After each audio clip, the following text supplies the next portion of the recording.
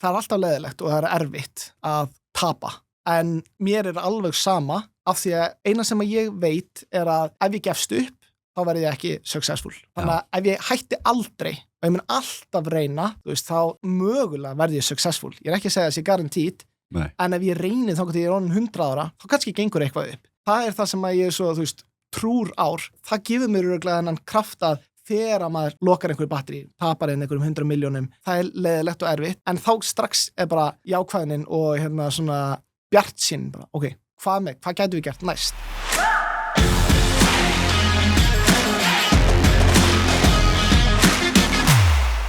Davíð Örn Símonsson, velkomin í þáttinn. Takk fyrir að fá mig. Gaman að fá þig. Þú ert sem sagt einn af stofnendum og framkvæmdastjóri Smitten. Passar. Við fórum að staða með 2020. Hvað varst að gera undan því áður ákveður að fara í eigin rekstur eða fyrirtækjarekstur? Sko, ég bara búin að vera í eigin rekstri síðan ég útskrifaðist úr háskóla. Þannig að það sem ég var að gera fyrir var bara að vera í skóla leiku við.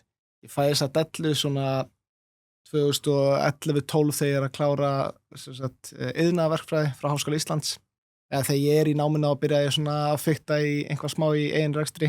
Prófaði alls konar vitleysu, reynda búið til einhverja flugleitarvél, svona svipað á dúhopp, gekk ekki hjá mér og reyndi síðan að búið til svona einsmannsleða rennibraut niður Kampana í Hveragerði.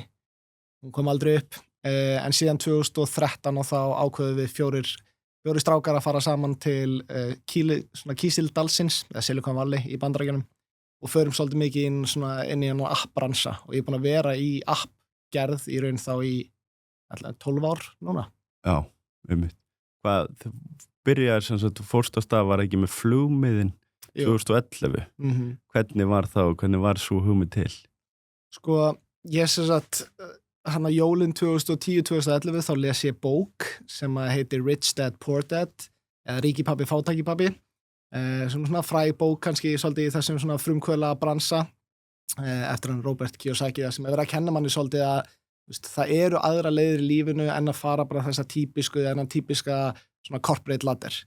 Þú getur líka bara elt þína eigin drauma svipað eins og þú ert að gera sjálfur bara og gert eitthvað sjálfur, reynt að búa til einhvað value fyrir einhvern annan og orðið bara svolítið framkvæmdastjórið í þínu eigin lífi. Og mér fannst þetta geðveikt heillandi. Ég var alveg bara, þarna var ég að læra verkfræði og ég hélt að ég ætlaði að taka bara kannski 20-30 ár hjá Össur eða Marel og klífa svona stegan þar og verða einhver middle manager og síðan kannski alvöru manager og síðan eftir 30 ára loksins framkvæmdastjóri.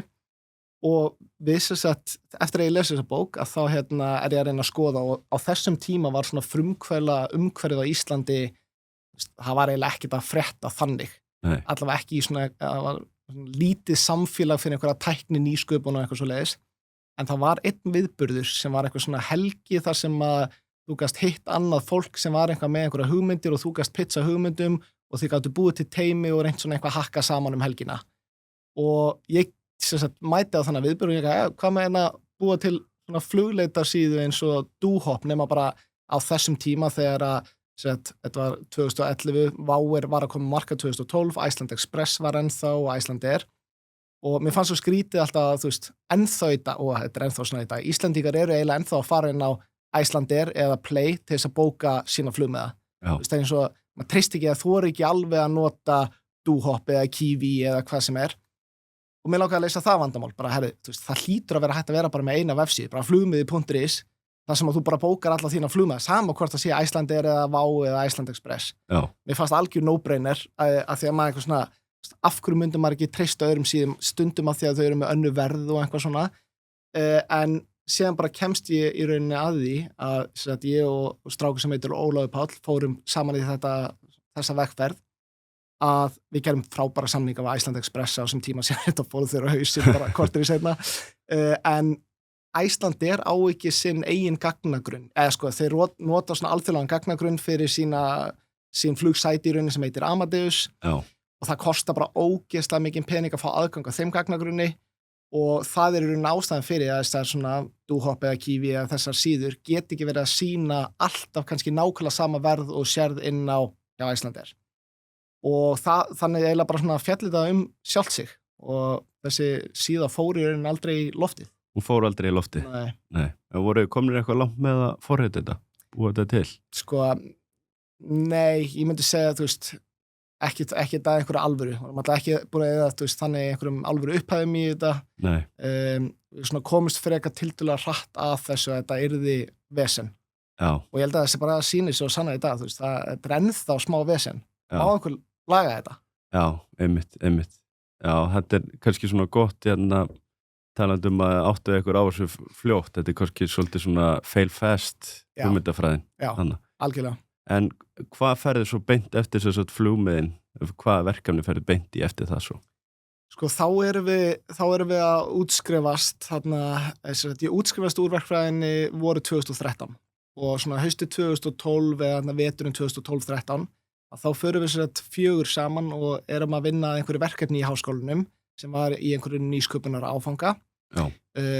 Og hann var mikill meistari, hann Páll KR sem var að kenna þann áfanga sem að ítur okkur svolítið í að reyna að finna eitthvað fyrir ferðaþjónustuna. Þetta var 2012-13 þegar svona fyrsta svona bylgjan af ferðamönnum var að koma inn til landsins. Já.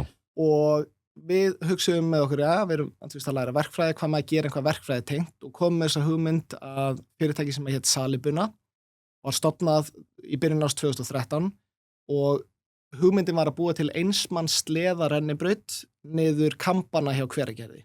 Já. Þetta er engin mótor og ekki neitt svoleiðis, heldur bara að sest inn í svona lítið sleða, þú ert með eina stöng sem þú getur svona stjórnað eins og bremsa í rauninni og síðan það bara þyngdaraflið sem bara dregur þig niður allt fjallið. Ógeðslega skemmtilegt, þetta er vinsælt í Þýskalandi eða Ítalíu eða Ölpunum mikið þar sem maður með skíðasvæði og yfir sumartíman þá eru settar þessar brautir til þess að reyna að nýta einhvað þessi flottu svæði. Já. Og við förum í gegnum svona frumkvöla hraðal eða startup hraðal sem á þeim tíma Startup Reykjavík, Arion banki kaupi 6% hlut. Seinna með kemur síðan Páll KR kennarinn okkar, hann fjárfesti líka, kemur inn í fyrirtækið og verður stjórnarformaður, kemur inn með smá pening og við reynum að keyra þetta alveg í slatta tíma, þú veist, vorum 4 alveg að vinna þessu full time í smá tíma. Já. Og endum síðan á því að þetta var bara eitthvað pólitískt vesen, varandi landsvæðið þarna í Kaupmannahöfn Orkuveita Reykjavíkur átt einhvern part af þessu svæði, þau vildu ekkert sjá það að selja okkur það. Nei. Og það bara, við reyndum no joke í nokkur ár að vera eitthvað harka í þessu, ekki í nokkur ár kannski í fullu starfi, en endum síðan á því að setja þetta frekar í Hlíðafjall á Akureyri. Já. Og við förum þangað og við erum að fljúga alltaf inn einhverjum austurískum framleiðendum af þessari braut og erum búin að taka út allt Hlíðafjall og mæla allt og í góðu samstarfi við þáverandi bæjarstjórn. Séðan bara aftur eitthvað vesen, þú veist, nýja kosningar og kemur ný bæjarstjórn og þau vilja bara, við ætlum að geta að leyfa þessu fólki að setja einhverja braut hérna, við þurfum bara að fara í útboð og séðan alltaf verið þessi útboð að frestast og, þú veist, ég er ekki að djóka, þetta er, þú veist, það er 12 ár síðan að við byrjuðum á þessu. Já. Og þetta er búið að vera bara vesen síðan, sko. Já, ég get trú á því, kannski svona regluverkið og annað og fá leyfin. Já. Fyrir þessu. Ógeðslega leiðilegur bransi. En hvað, þannig að þetta verkefni svona svolítið strandaði þar? Já. Já. Og þið voru væntanlega búin að setja, eins og segja, gífurlega mikið tíma og komið eitthvað fjármagn þarna. Já, og þetta var kannski svona fyrsta sinn þar sem við tökum, þar sem ég tekin eitthvað fjármagn í eitthvað venture sem að virkaði ekki, sem betur fer að þá var þetta bara rosalega litlar upphæðir. Já. Þannig að þetta var ekki eins og fólk væri eitthvað, þú veist, gjörsamlega brjála, alltaf leiðilegt að tapa pening sko, en það var samt verðugt verkefni og ég meina þannig eru bara áhættu fjárfestingar, þú ert að setja pening í einhvað sem að öllum líkindum gengur ekki upp, en ef það gengur upp þá gæti það orðið mjög successful. En þetta er svona, við vorum að taka að var verið að loka þessu félagi núna, Salibuna EHF, því var lokað í lok síðasta árs 2024. Já. Þannig að það er rúmlega 10 ár þar sem var verið að reyna eitthvað svona endust, síðustu 5 árin eða 7 árin er svo sem ekki búið að vera mikið að reyna. Nei. En það var verið að loka félaginu. Þannig að þetta er orðið kannski official, búið að leggja þetta allan á hilluna. Já, alltaf. Einmitt. En hvernig var, þarna hefur þú kannski fengið svolítið svona góðan skóla að lærdóm að því eins og talar að vera að sækja fjármagn og vera að fá fjárfesta inn. Og þetta hefur væntanlega verið svolítið góð grunnur sem hefur svo nýst í það verkefni sem þú hefur tekið seinna meir. Já, alveg klárt. Það er, þú veist, það ógeðslega erfitt að reisa fyrsta funding-rándinu. Ef maður búinn á því, þá einhvern veginn verður allt svo miklu auðveldara. Já. Það alltaf verið að tala bara, þú veist, að svona first time founders eiga mjög erfitt með að sækja fjármagn. En ef þú búin að gera það bara einu sinni, þá einhvern veginn næsti fjárfesti trúir og treystir því að þú vitir hvað þú ert að gera, kunnir leikinn svolítið og þá verður þetta miklu auðveldar. Þannig að eins fáránlegt að kanna hljóma ef þú ert að reyna að stofna, þú veist, að fara í nýsköpun eða fyrirtækjarekstur, allavega það sem þú þarft einhverja fjármögnun, að bara byrjaði á einhverju og reynda að fá einhver fjármagn í einhver, af því að í næstu verkefnum þá mun það vera, þú veist, mun gera það auðveldra fyrir því. Já, einmitt. Þannig að ég held að við höfum alveg klálega, ég var heppinn með að gera það aftur, þó þetta voru mjög litlar upphæðir, að þá svona getur maður nýtt að, herru, ok, við erum búin að gera eitthvað hérna, þannig að næst þegar við förum að reyna að gera eitthvað meira, að þá erum við með reynsluna á bakinu. Já, einmitt, svona byggir upp reynsluna. Já. En svo beint eftir þetta verkefni þá farið og búið til app sem heitir Blendin. Já. Já, það þarna sem sagt, það sem að gerist í rauninni á sama tíma eiginlega, og við erum að keyra á þetta á salibunni að það kemur sér til minn strákur sem heitir Egill. Bara ég held að í einhverju partí, segjum sumari 2013, byrjun árs 2013. Já. Og bara hann vissi þá að ég hef verið aðeins með flugmiða.is og var að harka í þessu salibunni-dóti og hann eitthvað, herru, hvað með app-bransan? Hann alveg að bara skæra okkur þetta núna 2012-13 og þarna vorum við að sjá fyrstu stóru appin eins og Instagram eða Foursquare og Tinder lonsaði þarna 2012 og ég eitthvað svona, já, spennandi bransi og hann eitthvað, hvað með að búa til einhver svona jam-app þar sem við getum séð, við erum í partíu núna, ef við getum séð hvað vinir eða vinkunum væri í öðrum partíum. Já. Og ég bara, ok, þú veist, það skemmtileg hugmynd.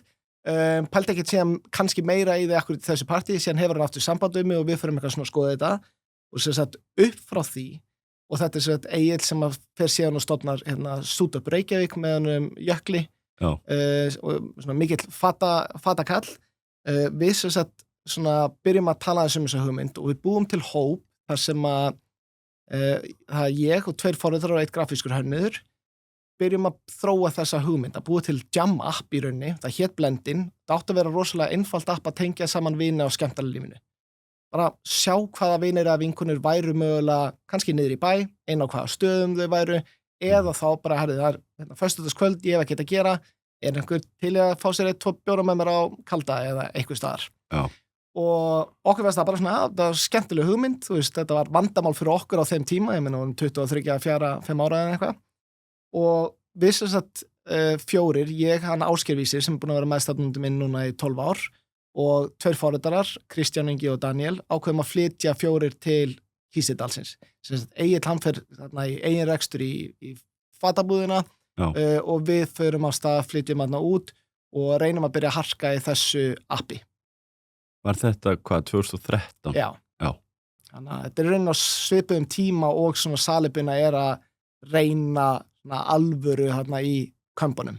Já, hvernig þú varst bara fulltime að vinna í þessu verkanum eða varst að vinna eitthvað með þessu annar staðar? Nei, bara fulltime í þessu. Náttúrulega bara launalaus, það var enga tekjur og ekkert að frétta þarna. Einmitt. Ég tók 2 kvöld í viku hjá TM að selja tryggingar. Bara með útringilista og var að selja eða sannfara fólk að fá eitthvað e-mail frá einhverjum tryggingarsölumanni og ég mátti sannfara 10 manns á kvöldi. Ég fekk 2500 kall fyrir hverja mannskjana og 25.000 kall og þetta svona bjargaði því svolítið að maður átti allavega einhvern smá pening en maður bjóð bara heima á pappa og mömmu og þú veist, ég var ekki að eyða neinum pening þannig á mánuði. Nei, lét hlutina bara ganga upp. Já. En hvernig verður til svo ákvörðun að þið ákveða að fara nú 2013 til Bandaríkjanna? Sko, þá mitt, þú veist, í þessum appbransa, þá það oft þannig að sérstaklega ætlar að reyna að, þú veist, hugmyndin okkar var bara búið til næsta stóra social networkið. Þú veist, að þetta yrði bara the place to be, allar helgar, helst öll kvöld að þú væri alltaf inn á þessu appi.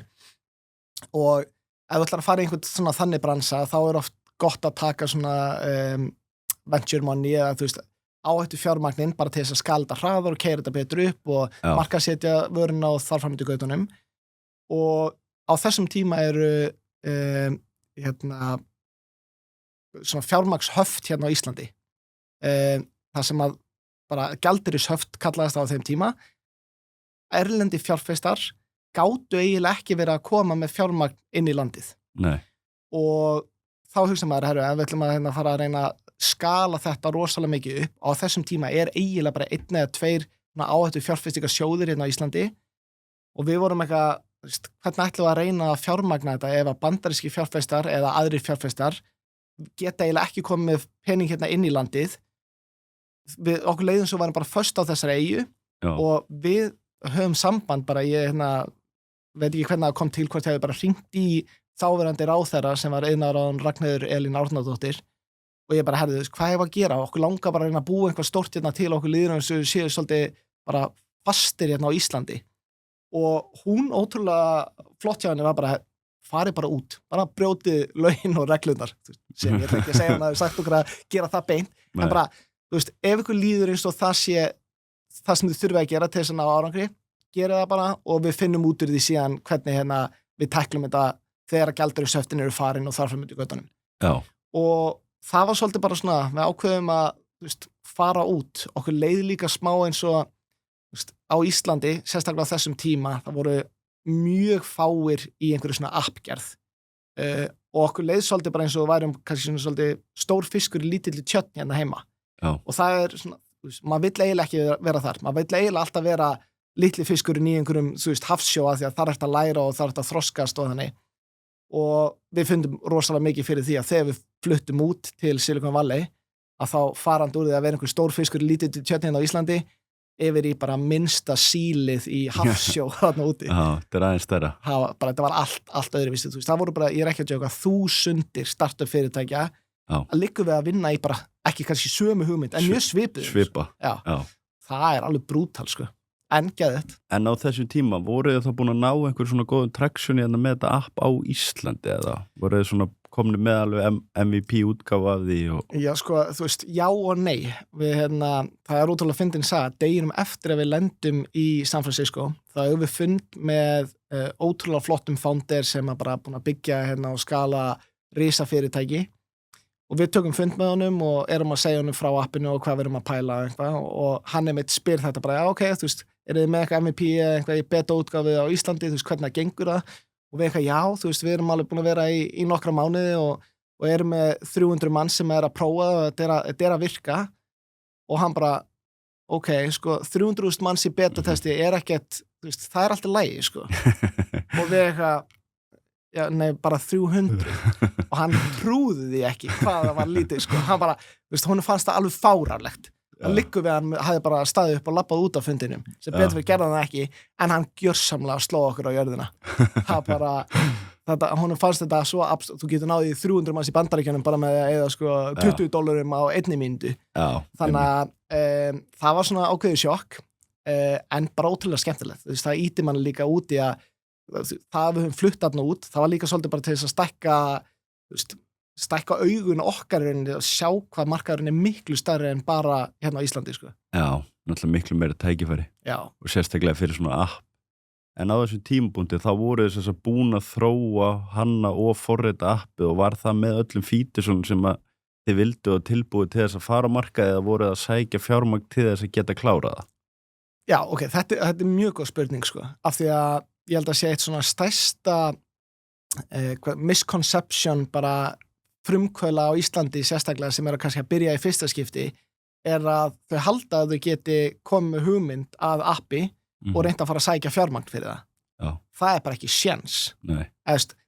Þú ekki nema að þú sett búin að búa til 10 geggjuð upp, skilur mig, og þú væri bara einhver serial entrepreneur sem bara veist allt appbransan og þú kemur til mín og segir og sett með nýja hugmynd appi, ég skal láta það hafa pening af því ég bara trú og treysta og þú veitir hvað þú að gera það í fyrsta skipti, þá er það ekki fræðilegu möguleiki. Nei. Þannig að til þess að sækja fjármagn, þá þarftu að vera búin að sýna að þú kannt að búa einhvað til, að þið geti búið einhvað til, séu með teimið til þess að búa einhvað til, að sé komið eitthvað sem að, þú veist, að sé einhvað viti í hlutunum og við vorum alveg klárlega komin á þann stað, við fórum eiginlega meira svo of langt, og það gerist líka fyrir svona first time founders að þegar maður byrjar að leysa einhver vandamál og svona hakka einhver saman, ógeðslega gaman og allt í einu þá bara, ég ætlaði kannski bara að búa til þetta vasklas, en að því að ég byrjaði að búa og bara, herðu, hvað með að búa til líka kaffibolla og disk og bara hnífaparasett og whatever, og allt í einu vorum við komið með alla mögulega fítusæðin í appið. Já. Þannig að þegar við gáum út appið, þá var bara allt of flókið, það var bara buggað, fólk skildi ekkert hvað það átt að nota í appinu og þú veist, þetta var bara svolítið eins og mini Facebook og það bara virkar ekki, þú ert að gera eitthvað í fyrsta skipti. Ef að Facebook myndi lonsa í dag, vörunni sem þau eru með í dag, það myndi ekki ná neinu traksjóni. Að það myndi allir bara fá eitthvað heilablóðfall þegar þau voru að reyna að vita hvað þau ætti að gera inn á appinu. Eina ástæðan fyrir að fólk er ennþá að ná í Facebook í dag og komast inn í það, þau vita bara að það eru billions of people sem er að nota appið, þannig að þau gefa þau sens og komast í gegnum það. Já. En átt með einhverja nýja vöru að þjónustu og þú skilur ekki hvað þú átt að gera bara eiginlega strax, þá tjörnaru. Og það er það sem við lentum alveg harkalega í með blendin. Já, þannig að þið voru kannski byrjaðir að gera svolítið svona features sem var svona nice to have í staðin fyrir svona need to have, sko. Bara algjörlega. Og þá veit maður heldur ekki hvort að korið sem þú ert að reyna að byggja sé að virka eða ekki. Nei. Og þessi einfalda hugmynd að þú ætti að geta tjekkað inn á staði og vita hvort að vinir að vinkunniðinnar hvar þær væru, hvar þau væru. Allt í einu var það bara, þú veist, það var bara 1 af 20 mismunandi featurum. Já. Og þá veit maður ekkert hvort að það virkar eða ekki. Nei. Þannig alltaf þegar ég er að reyna að advæsa einhverjum svona first time founders, bara byrjaði að búa einhvað til og leystu bara 1 vandamál alveg fáralega vel. Athuga hvort að það virki, af því að ef að það virkar ekki, bara frábært, þá getur alltaf að fara og bara leyst næsta vandamál. Ætlar að leysa 10 vandamál í einu, þá veist ekki alveg hvað það er sem er að draga fólk af vörunniðinni. Nei, einmitt. Og ég bara er eiginlega vissum að myndi ekki ná árangriðinni. Já, einmitt, þú ert að reyna að vera góður í öllu. Já. Hvað svo eru þið farnir að nút, hvað voruð þið lengi að núti og hvernig gekk þetta svo fyrir sig? Sko, á þessum tíma, við vorum ekki með vísa, þannig að við vorum alltaf bara á ESTA.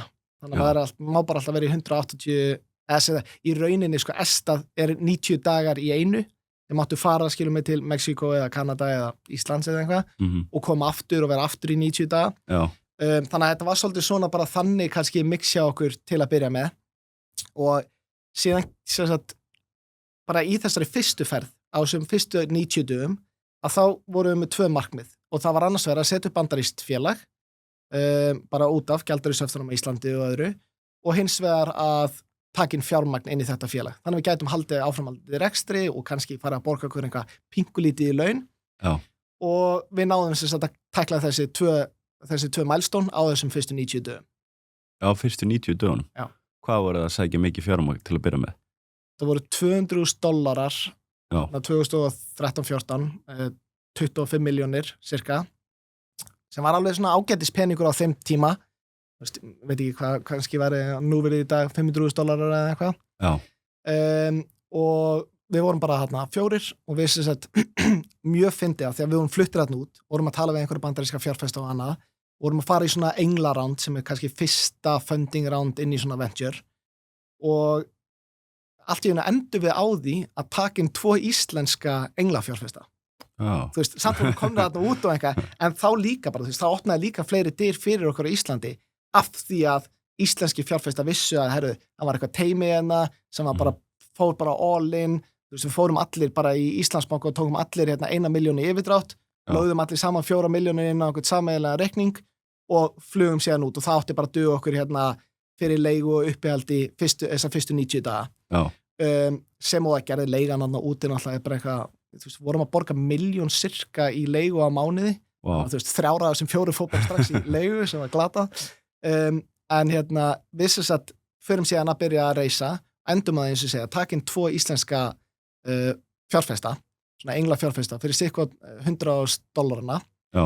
Og annar þeirra bara lagði inn strax á réttum degi, Kjartan Örn Ólafsson sem var síðan stjórnarformaður hjá okkur í 6 ár, þekktur engla fjárfestir hérna á Íslandi og hingaðin bara lagði ekkert inn peningin. Nei. Og bara sáum aldrei þann pening, meira þess að. Já, ok, bara náðist ekki í hann svo. Nei. Og það er alveg ömurlegt að lenda, þú veist, í dag get ég kannski hort tilbaka og sagt frábært að ég lendi í því eða þú veist við svona snemma að það bara kennir manni svolítið bara veist, hvernig þessi leikur er. Já. En þetta var alveg hræðilegt sko því að þú ert að taka inn fjármagn til þess að reyna að execute einhver plan, til þess að ráða en x mörg stöðugildi, til þess að reyna að ná einhverju milestónum og þú kannski nærða að lifa í 18 mánuði með þessum pening. Já. Allt í einu bara helmingurinn að því farin. Það þýðir bara helmingur á runwayinu farin, þú veist, og getur ekki náð sömu milestones og annað. Og ömurlegt líka fyrir góða fjárfestin, Kjartan skilur mig. Það bara alveg ömurlegt fyrir hann að lenda í þessu líka, sko. Já. En sem sagt, og við þurftum þarna, þetta var í byrjun árs 2014 og örgulega fyrstu 6 mánuðirnir af 2014 fór bara í að ég var að reyna að finna hann gæja hérna á Íslandi og finna hann síðan og þurfti bara að vera með riftunar bréf til þess að fá hann, af því að hann átti náttúrulega bara hluti í fyrirtækinu, búin að skrifa undir alla pappíra og allt annað. Já, var svoleiðis. Bara millifærið ekki peningin. Og ja, þetta var það er ótrúlegt. Já, en sem betur fyrir þá gerist þetta nú yfirleitt ekki. Þetta er algjör undantekning og ég meina, við gætum náttúrulega hafa bara farið, þú veist, í einhver lagalegt málaferli og eitthvað, en við vildum freka bara, þú veist, komunum út af kartöflunni, sko. Bara drífa þetta af og halda áfram. Hvað hérna talar sko 2 íslenski fjárfestar og þeir eru náttúrulega komin út í Silicon Valley. Hvernig komust þið í kynni við þessa aðila? Þetta er svo mikið bara network alltaf, eins og allt annað. Þessi 2 íslensku aðilar, ég hafa bara vinu minn sem að var að vinna hann var að vinna held ég fyrir Heiðar Guðjónsson sem að þekkti einhvern gæja og hann bara svona kynnist svona einhverjum nokkru fjárfestum, bæði þessi vondu fjárfestir ekki Heiðar, bara hann að sé alveg á hreinu, sko. Og hann bara, félagi minn, tengir mig við þennan gæja og síðan er það þessi gæji sem að finnur síðan Kjartan. Og þú veist, og þetta er svo mikið bara svona snowball effect. Bara tengslanetið. Þetta er tengslanetið. Ég elska að það er Power of Weak Connections sem að, veit nú ekki hvernig við ættum að translata það yfir á íslensku, en ég elska að ég reyni að gera eitthvað af því í hverju einasta mánuði, þar sem að ég hitti eitthvað fólk, bara eins og við erum að hittast í fyrst skipti, ég þekki það ekki, núna byggjum við einhver samband sem að gæti allt í einu leitt af sér að þú heyrir mér næstu viku út af Exerson að setja, eða öfugt. Og þetta hefur reynst mér ótrúlega vel. Þú veist, ég trúi því svo mikið að þau sem að vinna í þessum leik eru með besta networkið, að þetta er ógeðslega erfitt og man mun lenda á öllum hraðahindrunum sem eru þarna, þó að sé einhver sem er að segja manni að passa sig á einhverjum ákveðnum hraðahindrunum. Og ég trúi því bara að þeir founderar eða þau teymi sem eru með betra network eru líklegri til þess að ná árangri, af því að þú ertu með meira fólk sem að getur hjálpað þér yfir þessar hraðahindranir. Þetta er mjög góða punktur, sko. Þannig að tengslanetið er rosalega mikilvægt, sko. Já. En þarna á þessum tímapunktir er sem sagt komið með $100,000 í fyrsta foundingið. Hvað er það svo sem að tekur við? Og þarna, sko, leið og þessi peningur er komin í bankan í rauninni, að þá gefum við út bara svona fyrstu alvöru útgáfuna af blendin og við vorum ennþá þarna í Bandaríkjunum og það gengur, þú veist, það gekk ótrúlega vel að fá nýja notendurinn. Bara, það voru allir einhvern veginn svona, þú veist, til í að prófa þetta og annað, en síðan eins og ég sagði bara, varan var á flókin, hún var ekki nógu góð og fólk skildi ekki alveg hvernig það átt að nota appið og þá bara endur á því að nota ekki appið. Og það er líka erfitt í svona consumer bransa að reyna að búa til vöru sem að þú ert kannski að nota bara helgar og kannski bara 1 eða 2 helgar í mánuði.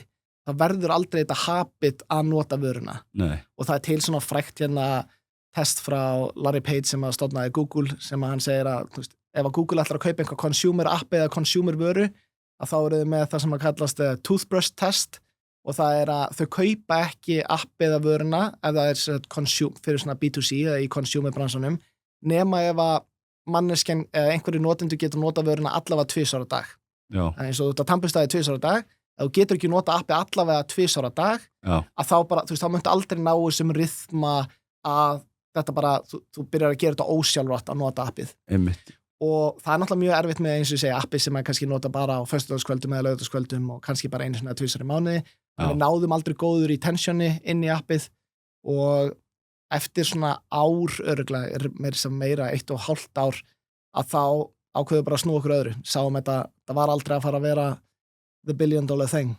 Já, en hvernig var svo ákvörðun? Hvernig tókuðu þá ákvörðuna? Því að þið náttúrulega viti aldrei að þetta geti náttúrulega bara sprungið upp eða... Já, ég held sko, sem betur fyrir alveg bara síðustu 10-12 árin, þá höfum við alltaf verið mjög svona data-driven.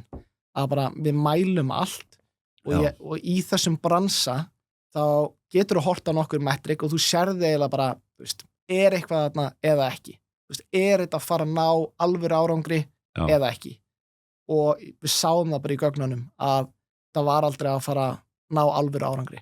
Nei, og hvað þá voruð búin að vera 4 í 1,5 ár voruð þá að fara fram og tilbaka til Bandaríkjanna? Já. Og hvað það svo næsta sem að tekur við eftir þetta eftir að þið komið heim? Þá, þá leiðum við bara litla skrifstofu heitir Innovation House á Seltjarnarnesi og bara eitthvað, þú veist, litla 5-6 fermetrar skrifstofu, vorum þar 4 og síðan kom annar forritari með okkur, hann heitir Jónas Óli sem Stubb appið, meðasölu svona app á Íslandi, og við svona förum eitthvað að gera eitthvað saman og við ákveðum að prófa að búa bara til eitthvað allt öðruvísi heldur en blendin appið, og við ákveðum að fara í bara að búa til leik, mobile leik. Við gáum út sem sagt mobile leik 2014-15 einhvern tímann sem að hét Dusty Dot og var heilalust einfaldur leikur, þannig að við vildum alveg bara passa það að allir notendur sem myndu koma og ná í appið myndu skilja leikinn og byrja að spila hann. Þannig að við bara gerum ótrúlega auðveldan leik, gáum hann út og hann var bara frekar vinsæll mjög hratt, ef að spilaði rosalega mikið, 2 milljónir gameplays bara á fyrsta mánuðinum og þetta var svona, man ekki hvort munur eftir þessu þegar Flappy Birds og fleiri leikir það sem að eins og varst að gera varst að tappa eitthvað á skjáin, þess að láta fugl fljúga eða eitthvað svoleiðis. Þetta var svona svipað, þú varst bara að tappa á skjáin og para saman einhverja bolta, en það gerði svona aðeins svo hratt þannig að það var pirrandi og svona fólk var frústrerað, en það gera, þú veist, að verkum að fólk fara að tala um leikinn og við gefum út leikinn og það er ótrúlega áhugavert að sjá maður strax, það var eiginlega 100% af öllum sem að náði í appið byrja að spila leikinn.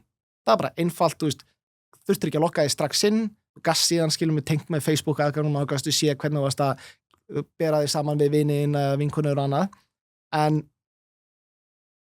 af þessum 100 manns, segjum að væri koma 100 manns á hverjum deginn, af þessum 100 manns, það voru kannski bara svona 40% sem að spiluðu leikinn meira en í 2-3 daga og það voru kannski 10% sem að spiluðu leikinn í viku, séðan bara 0% sem að spilaði leikinn í, segjum, eftir 2 vikur. Já.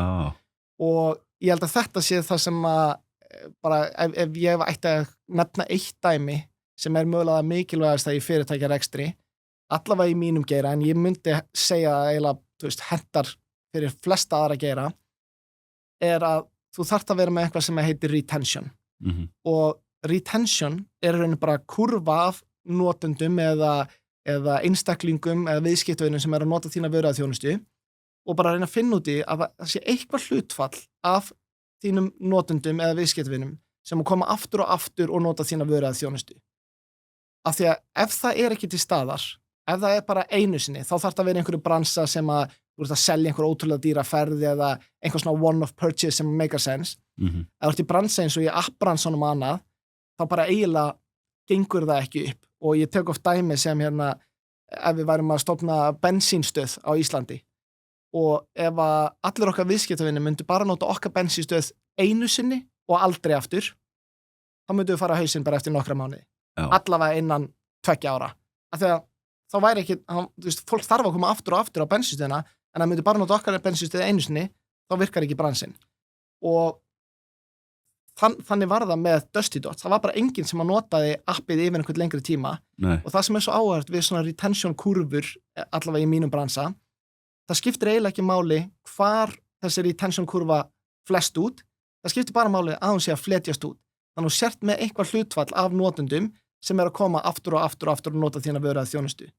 Og ef við tökum dæmi EVE Online sem að CCP Games býr til, bara vinsalasti tölvuleikur sem eru búin til á Íslandi, 20 ára fyrirtæki búa til yfir $1 miljard í tekjur á þessum 20 árum, super success. En að maður horfir á, ef þau fá 100 mannsinn, hvað heldur sé margir sem að spila leikinn eftir sem 30 daga? En svona 20% kannski. Já, gott gisk og bara mjög eðlilegt gisk. Það er kannski svona 3%, kannski max 5%. sem bara ótrúlega lítið, þú kaupir 100 mannsinn til þess að byrja að prófa leikinn, síðan eru bara 3 eða 5 sem að halda áfram að spila leikinn. En málið, það bara allt í lagi í tilviki EVE Online, af því að þessi 3 eða 5 sem að byrja að spila leikinn og skilja hann og bara, og þú veist, verða húkt á honum, þau eru að fara að spila leikinn kannski í 20 ár. Það eru spilar sem hafa spilað EVE Online í 20 ár og þetta líka fólki sem að borgar. Já. Og þau bara borga kannski mánuð eftir mánuð í 20 ár.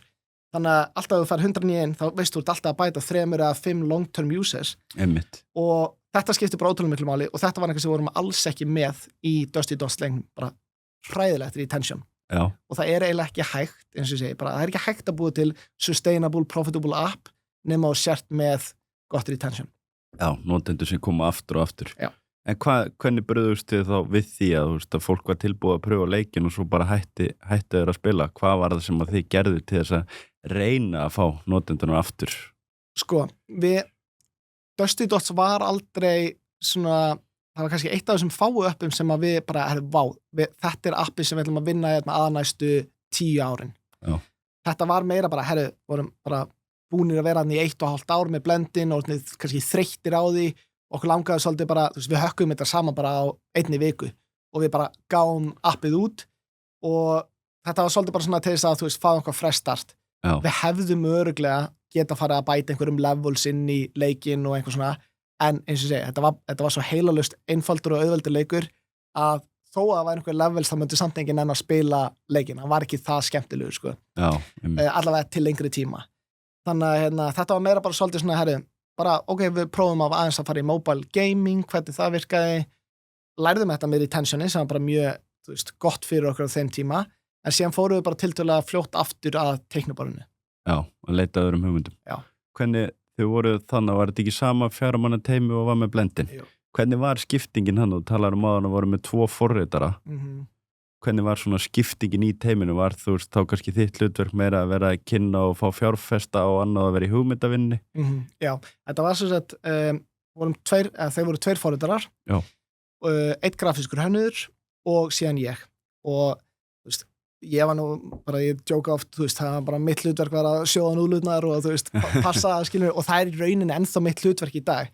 Ég í rauninni á alltaf að vera heimskast í gæinn, sko. Þú veist, ég á bara mitt hlutverk að reyna að ráða en miklu hæfara fólk en ég til þess að vera að leysa þessi erfiðu vandamál. Og ég þarf bara að passa að séu allir glaðir, séu með mat fyrir framan sig og fái sinn laun að tjekka og séu glöð í vinnunni að gera það sem þau eru að gera til þess að leysa þessi erfiðu vandamál sem að ég veit ekki hvernig ég ætti að leysa. Nei. Þannig að það bara búið að vera mitt jobb og kannski bara eitt mikilvægasta verkefni framkvæmdastjóra bara að passa að starfsfólkið þitt sé ánægt á sért með langhæfasta starfsfólkið til þess að takla þessi verkefni og passa að sett með pening í bankanum til þess að borga þeim laun. Af því að ef hann ekki til staðar að þá missur þetta starfsfólk. Einmitt. En skilur eitthvað sjálfur í forritun? Já, og ég var nú eitthvað leik, þú veist. Eitthvað að fikta, sko. Ég náttúrulega í verkfræðinni þá tekum maður nokkra forrituna áfanga og svona. Og þú veist, kannski í gamla daga þá var einhvað að leika með, ég var bara meira það í svona CSS eða svona stæla kannski einhverja hluti, þú veist, inn í appinu. Oft það eitthvað sem kannski svona framönduforritarinn en að minna að vera að gera, þú veist, langa bara gera einhverja lógík. Síðan kannski var ég að reyna að setja einhverja fallega lita, en bara ég komst mjög fljótt að því, sko, að það sem að tók mig kannski 10 klukkutíma að gera, tók það þá 10 mínútur að gera. Þannig að þá það ekki þess verið, ég miklu betri í öðrum hlutum. En mér finnst alveg, þú veist, það sem ég held að sé gott fyrir mig að ég skil forritun. Ég skil tæknina, þannig að ég á mjög auðvelt með að tala við forritara allt sem að tengist forritun. Þannig að það ákveðin styrkleiki líka. Já, styrkleiki skilja líka hvað þeir eru að gera. Já. En þannig eru þau náttúrulega með 2 öfluga forritar eins og ég veit að Kristján til dæmis mjög góður. Eitt sá besti, sko. Þannig að það nerti með gott forritunarteymi. Og þið setja hennar hvað leik upp á 1 viku og hvenar svo á hvaða tímar að maður svona gefist alveg upp á því hvað ár þetta? Sko, ég held að þetta örugglega svona jólin 2014 held ég. Já, segjum það, vorum í 1,5 ár þarna frá sömurinn 2013 Þetta einhvers staðar jólin eða í byrjun árs 2015 og við gáðum Dusty Dots ekki rosalega mikinn tíma því að á svipuðum tíma í rauninni og vorum að gera þetta þá svona byrjum við að hugsa segjum að árið sé 2015 okkur fannst alveg fáralegt að það var ekki hægt að senda myndir og myndbönd á Snapchat til hópa í dag það náttúrulega bara vinsalegasti featureinn á Snapchat en það kom ekki fyrir 2018 eða 19 og þannig að 2015 þá bara skildum við ekki hvað það væri fáralegt að það var ekki hægt að ég þurfti að ef ég ætlaði að senda einhverja mynd á vinnufélagina þá þurfti ég að senda hverju með einasta myndina og við hugsaðum okkur bara af hverju er ekki til mynda og myndbanda app fyrir hópa samkvæmt sé vinnuhópurinn eða skólahópurinn eða bara félagarnir eða hvað sem það væri og við sem sagt í staðin fyrir að bara fara að búa til einhvað app að þá hökkuðum við Snapchat og byggum bara til svona hópa ofan á Snapchat við byggum bara til einna group feature fyrir Snapchat nefnum bara við vorum að hakka það saman og það gekk ótrúlega vel bara allt í einu voru við að búa til alls konar svona hópa og grúpur og allt í einu voru mismundi menntaskólar og háskólar og íþróttafélög að hafa sambandi við okkur og biðja okkur að búa til svona hópa fyrir þau af því á þessum tíma 2015 þá eins og fyrir fyrirtæki þá voru það var Teams eða Slack eða Workplace eða þessi svona communication platforms þá voru þau svona að verða til en voru ekki þau voru ekki orðin jafn stór ennþá fólk var ennþá bara að senda e-mail á milli starfsmanna og þannig að við svona eitthvað bara það er eitthvað þarna hvað með að búa til bara app sem er bara mynda og myndbanda app fyrir stærri hópa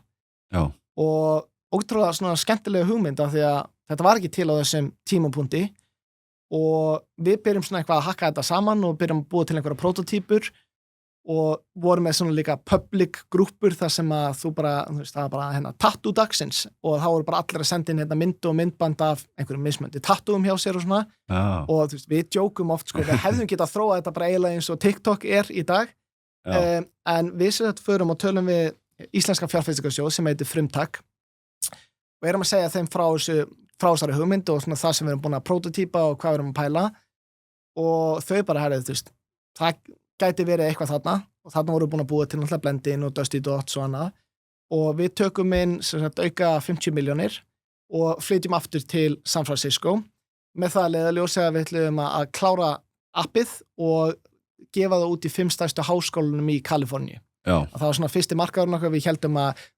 fókusa á þessa 18 til 22 ára notendur sem voru alltaf að nota Snapchat og Instagram að við ættum auðvelt með að fá þau til þess að prófa þetta nýja app sem að hét Watchbox og fá þau til þess að byrja náttúrulega bara að deila myndum og myndböndum með þá stóra skólanum sínum eða búa til minni hópa fyrir verkfræðideildina eða lögfræðideildina eða hvað sem er og klárum þetta fjármagn þarna 2015, ég þarf reynda að fara að rifja upp tímalínu, ég held sé bara einhvern tímann mitt ár 2015 og hvort við flytjum út þarna bara í loka árs 2015, byrjum 2016 byrjum síðan að markaðsetja þetta, förum inn í 5 stærstu háskóluna í Kaliforníu og appið var frábært, það var vel gert, það var einfalt, alveg bara tikka í þetta MVP-box og allt svoleiðis en okkur gekk alveg herfilega að fá nýja notendur og okkur gekk ömurlega, fengum ekki nýja notendur inn á appið. Hvers vegna ætli það að veri? Sko í dag held ég að það sé við köllum þetta kallast í rauninni switching cost. Ef þú ert að nota einhverja vöru að þjónustu og það kemur einhver samkeppnisaðili inn á markaðinn sem er að biðja að skipta, varan eða þjónustan sem að samkeppnisaðilin er að biðja að koma yfir í, hún þarf að vera bara 10 sinnum betri eða allt öðruvísi til þess að þú skiptir. Ef hún er bara svipað, bara eins og það ætlar að fara að gefa mér eitthvað annað vasklas sem bara í öðruvísi glasi, ég er bara ánægð með þetta vasklas. Ég nenni ekki að fara fram og fá mér eitthvað nýtt vasklas í aðeins öðruvísi glasi og það þarf að vera eitthvað allt öðruvísi, eitthvað nýtt, eða bara 10 sinnum betra glas, hvernig sem myndi búa það til. Og þetta bara var held í ástand, það voru allar að nota Snapchat og Instagram og þó að við vorum með hennan eina auka feature, þá var hann of lík Snapchat og Instagram, það var ekki nógu mikið, það var ekki þetta 10x og þá bara nennti fólki ekki að vera að ná það og líka annað í þessu að Snapchat og Instagram eru með það sem að kallast network effects sem að svona eitt besta ég sletti rosa mikið defensibility mechanism, svona varnar kerfi fyrir app ef allir eru að nota þitt app þá eru bara allir að nota og þó að ég búið til bara Instagram á eftir þá myndi enginn nota mitt Instagram að það allir að nota Instagram aftur, það þarf að vera 10 sinnum betra eða allt öðruvísi til einhverju myndi fara að byrja að gefa því séns og varum við bara kannski of lík þarna fyrir þennan hóp þannig að þau gáfi ekki Watchbox einu sinni séns og við bara, okkur gekk ekkert að fá nýja notendur. Ok, hvað voruð þið lengi út í þetta skipti? Þarna aftur bara 90 daga og þá þarf maður alltaf að fara tilbaka. Síðan gerist það, við erum þarna í þess að 90 daga alveg að reyna að hakki þessu á fullu og það bara gengur ekki, flytjum aftur tilbaka og á sama tíma og það að gerast að þá og við einhvers staðar í þessu kraðæki þá tökum við líka einn Gumma Hafsteinsson sem var að vinna hjá Google á þeim tímapunkti í Silicon Valley að tökum hann inn sem englafjárfesti og hann svona, þú veist, var að mynda að íta okkur út í bara, ok, hvað ef þessi háskólar virki ekki, þú veist, hvað einhverjir, þú veist, aðri möguleikar hérna og við svona, sem sagt, byrjum bara að þreifa fyrir okkur og þegar við erum að flytja aftur heim að þá eru nokkur íslensk fyrirtæki sem að höfðu haft samband þarna út af Snapchat-grúppunum og við einhvers svona, hvað ef við byrjum að tala við þau aftur og segja bara að við séum búin að búa bara til lausn fyrir þau til þess að deila skemmtilegu myndum og myndböndum af því sem að gerast í vinnunni. Og það rosa vel tekið í það og við ákveðum bara, pivotum frá þessu appi fyrir háskólanotendur og búum bara til bara team building platform bara og seljum það inn í fyrirtæki. Þannig að hættum að fókusa bara á consumer branch og förum bara í bara B2B lausn. Og við gerum það og breytum Watchbox í Watchbox for Work og vorum með svona admin kerfi þar sem að ef þú varst mannustjóri fyrirtækis þá kannstu sé nákvæmlega hvaða notendur voru þarna inni og kannst setta á inn og fjarlægt á og allt sem þú þarft að gera til þess að halda utan um það og að þegar fólk var ennþá að reyna að nota Snapchat kannski á milli vinnufélaga en þú vissir ekkit hver kísulóra 13 hvort að það var actually Siggi eða ekki sko þannig að og við komum að inn með þessa lausn og erum líka með svona stóra 2 metra skjái sem voru sett í hliðin á kaffivélinni og á mismunandi skrifstofur þannig að gast sé þessa myndir og myndbönd líka þegar þú varst bara að fá þig kaffi og þetta bara svolítið springur út þannig að 2016 og það gengur bara ógeðslega vel að selja þetta og þarna líka kannski einmitt, ég ekki bara kannski að gefa fólki núðlur eða borga þeir laun, ég ágætur að selja fólki einhverja pælingar eða hugmyndir og þarna gæti ég bara farið bara inn í hvert fyrirtæki á fætur öðru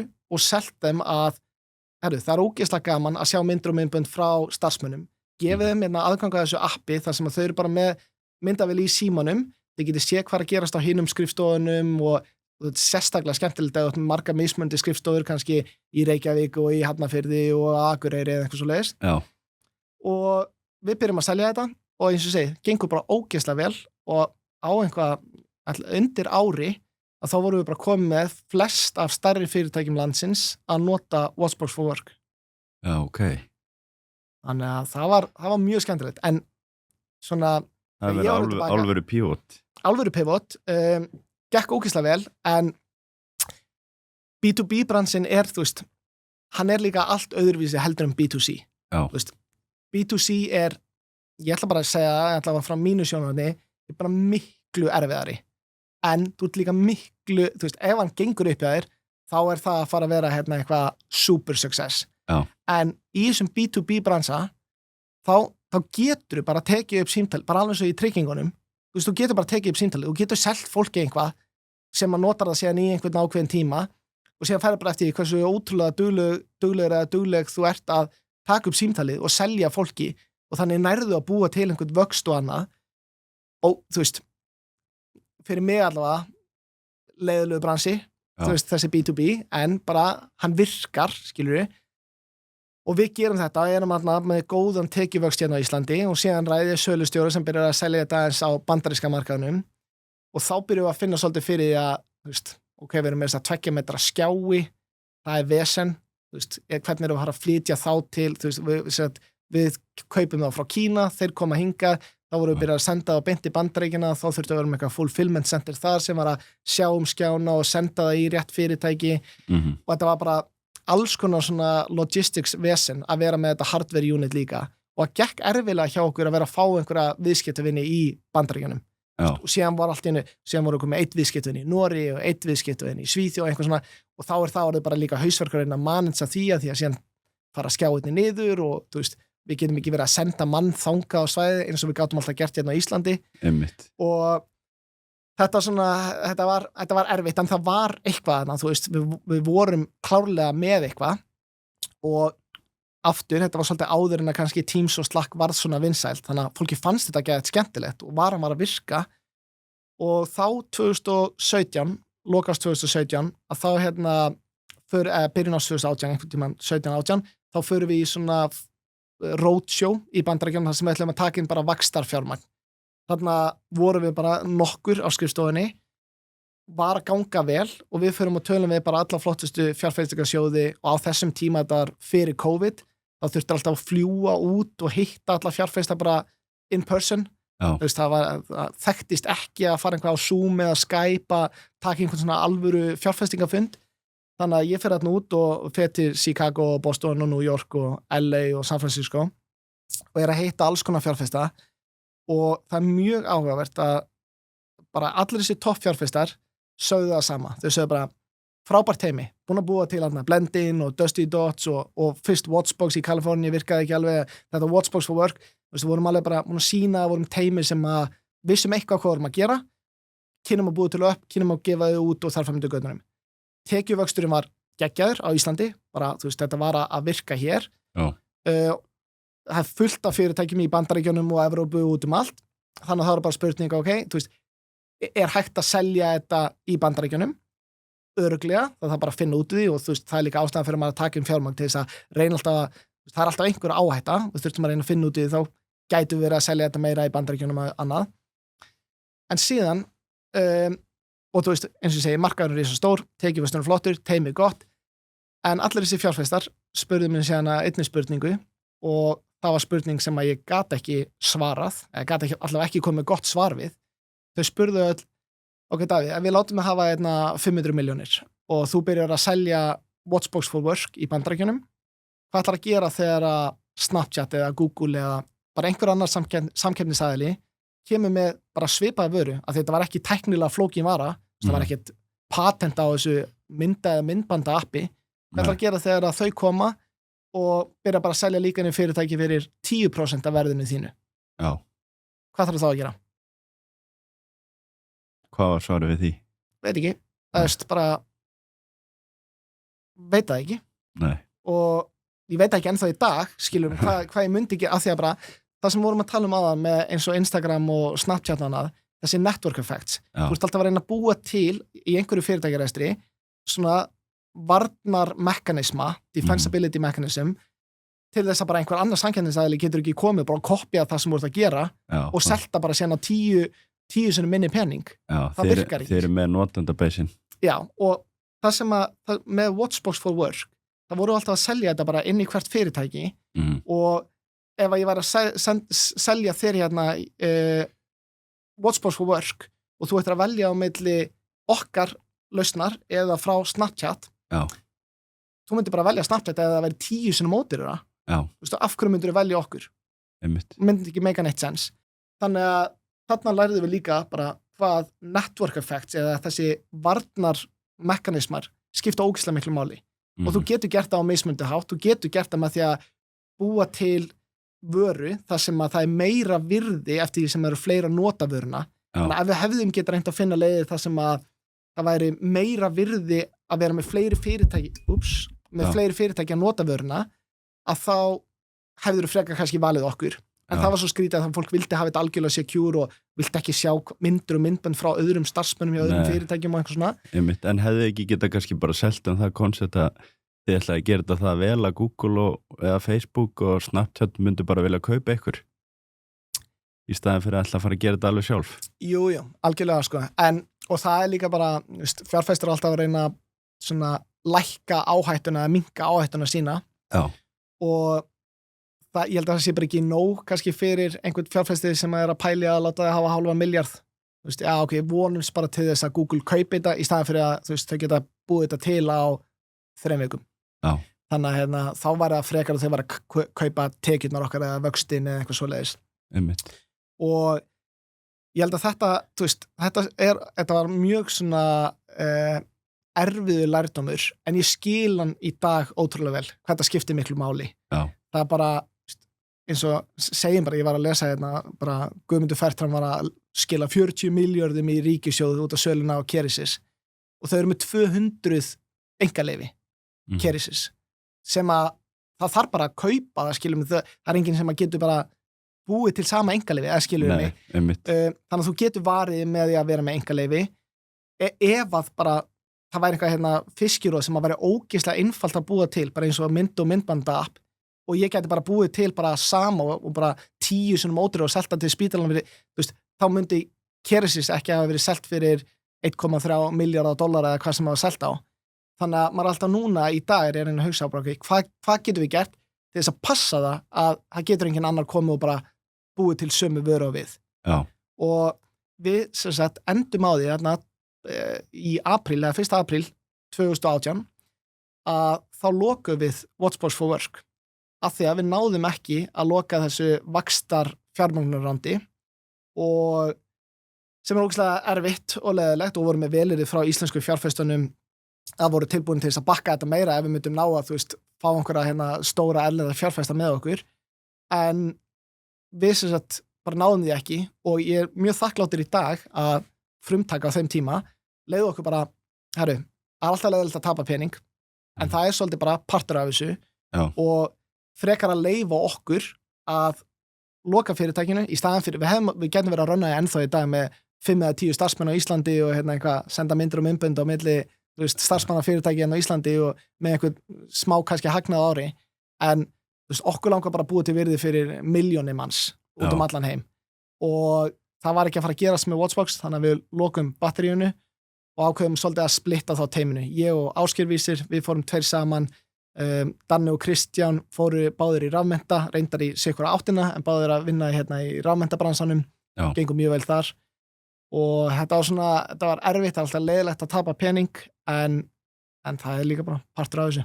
Já, líka bara að vita hvernig átt að hætta, sko. Já, algjörlega, og það er mjög áhugavert að maður skoðar gögn frá evrópskum stofnendum versus bandarískum stofnendum, að við eigum að til hérna í Evrópu, af því að við erum svo hrædd við failure, og þú veist, ef mér gengur illa þá hérna er allir bara þessi Davíð mikill hálfviti, hann fer alltaf á hausinn eða eitthvað svona. Það mindset er mjög ríkjandi í Evrópu, það er það alls ekki í Bandaríkjunum. Þannig að maður skoðar í Evrópu að þá eru founderar, sko, þeir rönna fyrirtækjunum miklu, miklu lengur, þó þessu ekki jafn successful, það bara, þú er ekki að bara, hættum þessu og hérna, reynum að gera eitthvað annað og stígum þá, þú veist, næsta skref að búa til einhvað stærra. Í Bandaríkjunum þá bara kannski reisar þau hérna $1 million og þú bara, ég ætla að keyra á þetta verkefni í 18 mánuði og ég ætla að reyna eins mikið ég get, ef það gengur ekki þá bara, fuck it, sorry, og sé bara reyna næsta. On to the next one. Já, en í Evrópu þá eru bara sumir sem bara, þú veist, þeir eru að hjakkast í sama farinu í 20 ára. Já, hvernig hefur þetta svona hugafar verið hjá þér til dæmis? Þegar þið hafi verið að stofna þessi verkefni og keyra á stað og svo þegar kemur að þið hætt og ætla að fara að gera eitthvað annað? Sko, það er alltaf leiðilegt og það er erfitt, af því að það er bara leiðilegt og erfitt að tapa. Já. En mér er alveg sama, af því að sko, kannski ekki rétt að segja mér er alveg sama, eina sem að ég veit er að ef ég gefst upp, þá verð ég ekki successful.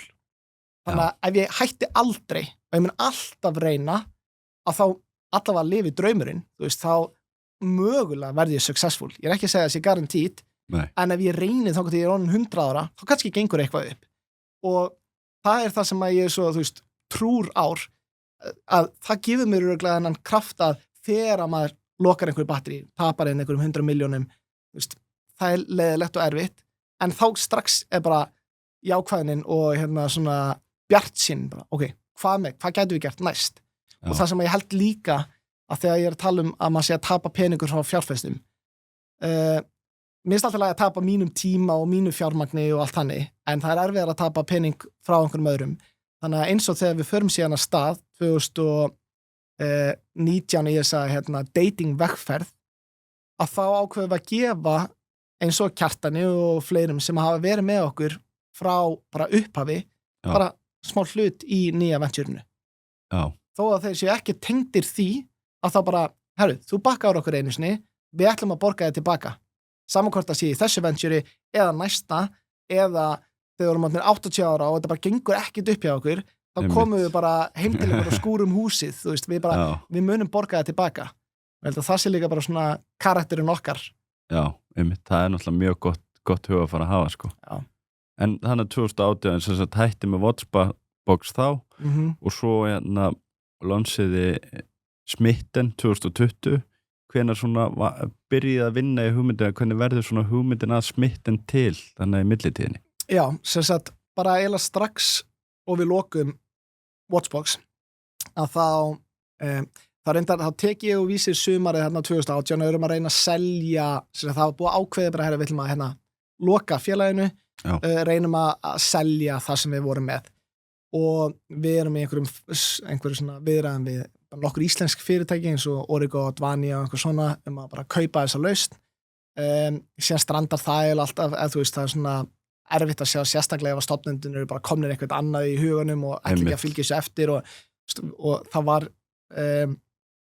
ég man ekki hvort það var Origo eða Advania, mögulega var það Advania sem að, veist, vildi einmitt fá okkur og þá þurftu að vera hjá Advania í 3 ár og það var bara eitthvað sem að, þú veist, með fullri virðingu fyrir Advania, frábært félag, þá var það ekki einhvað sem við vorum til í á þeim tímapunkti. Þannig að við endum á því að selja bara alla skjáina og allt þannig til strák sem heitir Ívar, sem er með skjálausnir í dag, sem er með alls konar auglýsingaskjá út allt. Þannig að það alveg gaman að, þú veist, labba inn í World Class eða einhvers staðar og sjá gömlu skjáinu okkar. Það er að nýta það allavega ennþá og núna er þetta bara svona auglýsingaskilti hér og þar allan bæinn. En sem sagt bara þarna sumarið 2018 þegar við erum að reyna að loka þessu að selja batterið að þá förum við að hugsa næstu hugmynd og aftur þá var það bara ég og hann áskifísir og þegar við vorum að skoða öll þessu upp sem við hefum gert frá blendin yfir í Watchbox og Watchbox for Work þá snerist þetta eiginlega alltaf að tengja saman fólk samkvæmt að tengja saman vini að tengja saman háskólafólki eða vinnu félagann og svo leiðis og við hugsaðum bara hvað ætli sé stærsta tenging í heiminum. Það örugglega að tengja saman sálufélaga. Þannig að við förum á stað með verkefni sem að Get the One og var mjög alvörugefið dating app. Sem þetta átt að vera bara algjör andstæða við Tinder. Þannig að í staðin fyrir að vera að svæpa í gegnum 100 manns á kvöldi eða 1000 manns á kvöldi og dæma eftir útliti, að þá hugsaðum við, ok, hvað með að bara búum til dating app þar sem að þú færð bara 1 match á dag. Sér bara eina prófálmynd og 1 fornafn hjá þeirri mannesku og bara fastur með þessari mannesku allan daginn. Já. Og þú átt ekki að geta fundið henn á LinkedIn eða Instagram eða googlað manneskuna af því að við vorum að reyna að leysa eitt stærsta vandamál í online dating sem er að fá fólk bara til þess að tala saman.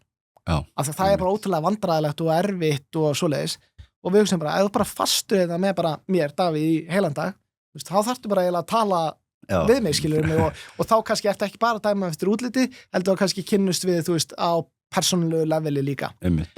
Ótrúlega svona falleg hugmynd á blaði og skemmtileg og við gerðum alls konar markaðsrannsóknir, ég man eftir ég flaug voru 2019 byrjun árs 2019 til New York í 22 tíma, bara fram og tilbaka stóð á Washington Square Park og var að sýna fólki prototípið eða svona designs af þessari hugmynd.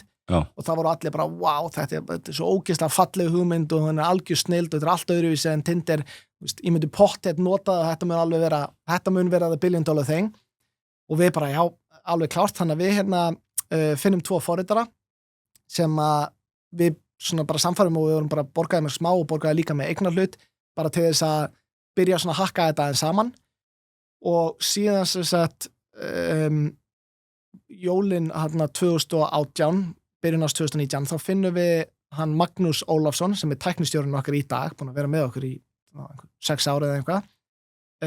Hann sem var bara forritari sem bjó út í Valencia á Spáni og hann já, ég skal hérna hjálpa ykkur af því að annar foreldrarnir okkar var að fara og var að eignast annað barn og eitthvað og hann kemur hann inn bara með trompi og byrja bara að hakka saman og enda síðan bara á því að sjáum allan bakendan hjá okkur og framendan og vera bara eini foreldrarinn sem var að keyra á þetta Já.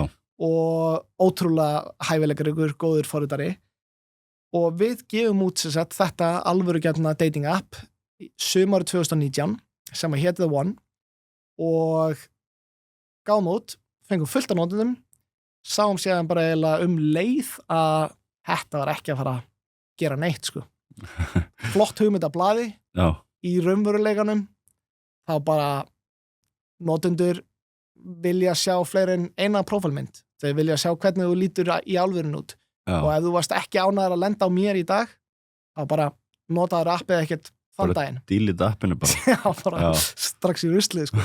Nei, og það var í alvörunni raunin Já. og við heldum að þarna væru að fá fólk til þess að spjalla saman og eitthvað og það bara það gekk ekki, ef þú veist, ef þú varst ekki ánæður með það sem þú fékkst í dag þá notaður ekki appið þann daginn Já. þannig að við klúrum algjörlega þessu toothbrush testiðana frá honum Larry Page og við þurftum bara að bíða eftir því að þú myndir vonandi opna appið á morgun Já. og vonandi þá sjá eitthvað sem að þú væri til í og við vissum ekkert hvað þú værir skilum með endilega að leita að veist, við vorum bara eitthvað í bakendunum að reyna að para saman einhver einstaklinga sem við heldum að yrðu gott fit sko. Og þarna eins og ég segi þó vorum við að gera fullt af einhverjum markaðsrannsóknum og heldum að þetta væri svona frábært og einhvað að þá bara, það svo áhvert fólk segir eitt hlut sem gerir það bara annan hlut Já. og þegar ég að advæsa nýjum founderum í dag, eina sem ég segi bara búðu bara eitthvað til, gerðu bara eitthvað þú veist, hakkaðu eitthvað saman og gefðu það út og fáðu eitthvað feedback, jú, reynda að gera góða hluti skilur, en fáðu bara alvöru feedback frá fólki af því að það bara virkar ekki þetta bara sama og bara í gamla daga með salibunu, við fórum út á Keflavíkurflugvöll og var að spyrja fólk hvort það myndi fara í þessa rennibraut og sýndi þeim iPad hérna þar sem búin að búa til rennibrautin í Kömbunum og þau bara, já, ég myndi alveg bara 100% gera það og ef ég myndi spyrja bara, já, hvað myndir þú borga fyrir það?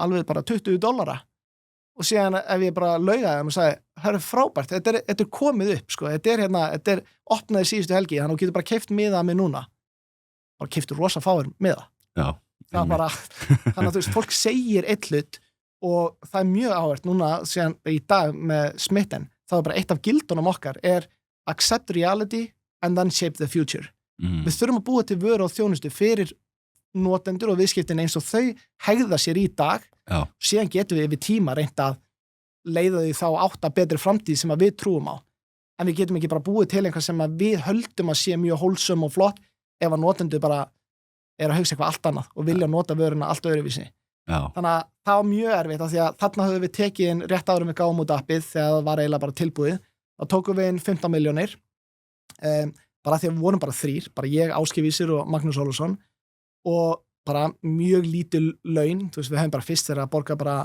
magga bara 100 áskall mánuður okkur eigin vasa, þannig að við tókum inn smá pening bara til þess að borga svona algjör lágmarkslaun en bara allavega einhvað smá og gefum þetta app út, sjáum að það er ekki að virka ógeðslega erfitt og leiðilegt en við samt fundum strax fyrir því að fólk var allavega tilbúið að þú veist, downloada appinu og það var ekki samúð lendum í Watchbox í háskólum þar sem enginn við bara nefndi að hugsa um þetta þannig að það var mjög augljóst að fólk var þreytt á Tinder eða öðrum datingappum og það vildi einhver nýtt og ferskt en það sem við vorum að prófæta var bara ekki nógu gott þannig að við reynum náttúrulega og þegar þú ert með svona dating app þá þarftu slatta á fólki til þess að vera að nota appið á sama tíma þannig að þú veist maður þarf alltaf að eyða smá peningi í einhvað svona marketing og annað og við reynum líka að breyta vörunni og þú fékkst 3 manneskjur í 3 daga og á þeim tímapunkti að þá 15 milljónum til að duga svona frekar skamt að við tökum inn auka 27 milljónir sem að aftur bara frá svona nokkrum englafjárfestum og þarna er líka bara fólk rosa mikið að betta á að þeir eru búin að prófa hérna alls konar, búin að reyna mjög oft vonandi verður bara næsta, þú veist, the success og við fundum fyrir því að við þurftum bara meiri tíma það var einhvað gata á sem datingmarkaði fólk var ekki ánægt með Tinder meiri sem bara mjög óánægt mörg hver, þannig að við þurftum bara meiri tíma til þess að finna hvernig vöru við gætum búið til og meiri sem að, þú veist, við tókum 25 milljónir frá fjárfestum og ég og Vísir settum inn sikkvara milljónuna því að við vildum líka bara sýna að við værum með eitthvað skin in the game og sýna að við þyrftum bara meiri tíma og það væri alveg glata að við myndum bara renna út af pening og ekki geta verið að þróa þetta lengur. Síðan gerist það sumarið 2020 að við sjáum bara að þessi hugmynd, The One, var ekki að virka. Þó að vorum búin að breyta inn í 3 manneskjur í 3 daga og upplita 3 prófálmyndum og eitthvað svona. Það bara, við vorum ekki að leysa þetta vandamál og fá fleiri til þess að tala saman og retentioni var ekki frábært. Þannig að við hugsaum með okkur, hvað er allt sem við höfum lært í gegnum öll þessi mismundu upp? Við vitum að við megum ekki gefast upp. Við erum ekki bara fara að skila peningnum sem vorum að reisa og bara það er ekki að vera að gerast. Við megum ekki gefast upp. Retentionið, það þarf að vera gott og það var ekki gott og þá þarf maður að hugsa, er MVP-ið okkar, minimum viable product, er það nógu gott? Er fólk að skilja vörun og byrja að nota hana? Og við náðum alveg að tikka í það box. Allir sem að náðu appið byrja að nota það og skildu það þar með göttunum. En þá er það bara kannski 4. punkturinn. Kannski þarf maður bara að þora að pivota. Kannski þarf maður að þora að breyta áherslu að gera einhver nýtt og öðruvísi. Og við ákveðum að 2020, sumar 2020, og settustu niður bara með öllum okkar notendum, sem voru kannski bara 500 eitthvað á þeim tíma, og spurðum þau bara, af hverju elskar ekki appið okkar? Af hverju ert ekki að nota það meira? Og það var ótrúlega áhugavert að 95% af öllum okkar notendum sögðu það sama. Þau sögðu, það skiptir ekki máli hvort það sé The One, eða Tinder, eða Bumble, eða hvaðana dating app, það er bara leiðilegt að nota þau. Það er ekki gaman að vera inn á dating appi, þú ert bara, mann líður eins og maður sé í vinnunni, og þetta heyrðu bara aftur og aftur. Ég þarf bara að svæpa hægri vinstri í klukkutíma og sjá síðan hvað kemur út í því. Og þetta heyrðu bara aftur og aftur, og allt í einu var bara svona ljósapöru moment fyrir okkur. Við hugsaum, af hverju er ekki hægt að búa til dating app sem er þá ekki fókusað á endgólið og finnir næsta sálufélaga eða næsta hookup eða skyndikynni eða hvað það er sem þú ert að leita að, heldur bara dating app sem væri ógeðslega gaman að nota á meðan þú ert single. Alveg svo það er gaman að nota social medium saman hvort það sé TikTok eða Instagram. Það er gaman að spila mobile leiki saman hvort það sé Candy Crush eða Angry Birds eða Dusty Dots eða hvað sem er. Og með okkar reynslu að búa til social mediums og mobile games, við hugsaum, tökum bara U-beygju frá þessu super serious, leiðilega dating appi yfir í smitten, sem er bara skemmtilegasta dating app í heiminum. Saman hvort að leita, það bara, við ætlum að fagna það og sért single og það að vera gaman að nota appið. Og við gefum út appið í lokárs 2020, 28. september 2020, og bara strax sáum við bara, oh my god, þannig að loksins eftir, ég veit ekki hvað mörg ár, náðu að búa einhver til sem bara er að virka.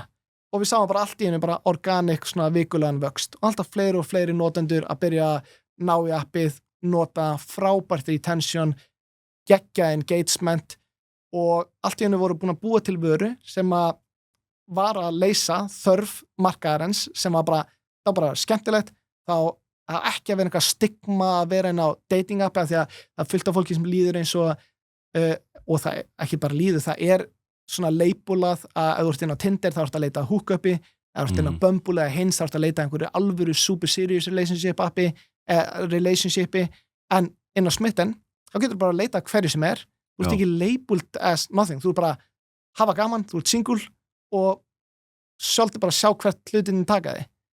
Og þetta er bara svona, þetta er bara gamified dating app, þannig að þegar þú ert að skoða, ef þú væri að skoða mig, þá myndir þú sjá hérna kannski 5 eða 7 myndir og í staðin fyrir bara svæpa með hægri að vinstri og dæma eftir útliti, að þá getur þú líka skrolla niður prófílinn minn. Og það er það sem er svo skemmtilegt við þetta, eins og ef ég væri að skoða þinn prófíl, ég myndi skrolla niður, þá get ég verið að interakta við þig eins og mér líði eins og ég sé svona einhvern veginn að tala við í rauninni, en ég er að kannski bara að spila einhverja leiki á þínum prófíl þar sem ég er að kynnast hér betur, eins og einn vinsælasta leikur nokkur spurningaleikur sem heitir Gessari, þar sem ég geti verið að giska á er Siggi vegan?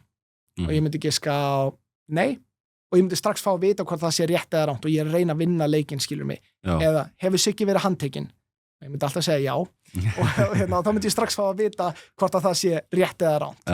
Og það sem er síðan svo beautiful við þetta allt saman er að þetta er ógeðslega skemmtilegt, þetta er mjög engaging og þetta er einhvað sem sérstaklega yngri kynslóðin, þú veist, þegar þau opna Tinder og sjá bara eitthvað 5 myndir, það er ekki nóg fyrir þau þau þurfa meira engagement, meira interaction og það sem svo geggjað við þetta að ef að ég lækaði síðan og þú læka mig tilbaka eða svæpaði og þú svæpaði mig tilbaka og við verðum match, þá getum við nota allar þessar upplýsingar sem að ég var kannski að engage á þínum prófíl fyrir, við getum postað því inn í chatið eftir að við verðum match og það virkar sem besti conversation starter í heiminum. Þannig að allt í einu bara full circle vorum við búin að leysa vandamáli sem við ætluðum að gera með The One á bara miklu skemmtilegur og betri hátt. Þannig að á Tinder bara 1 af hverjum 10 matchum sem verður að einhverju conversationi, hjá okkur það helmingur af öllum matchum sem verður að conversationi.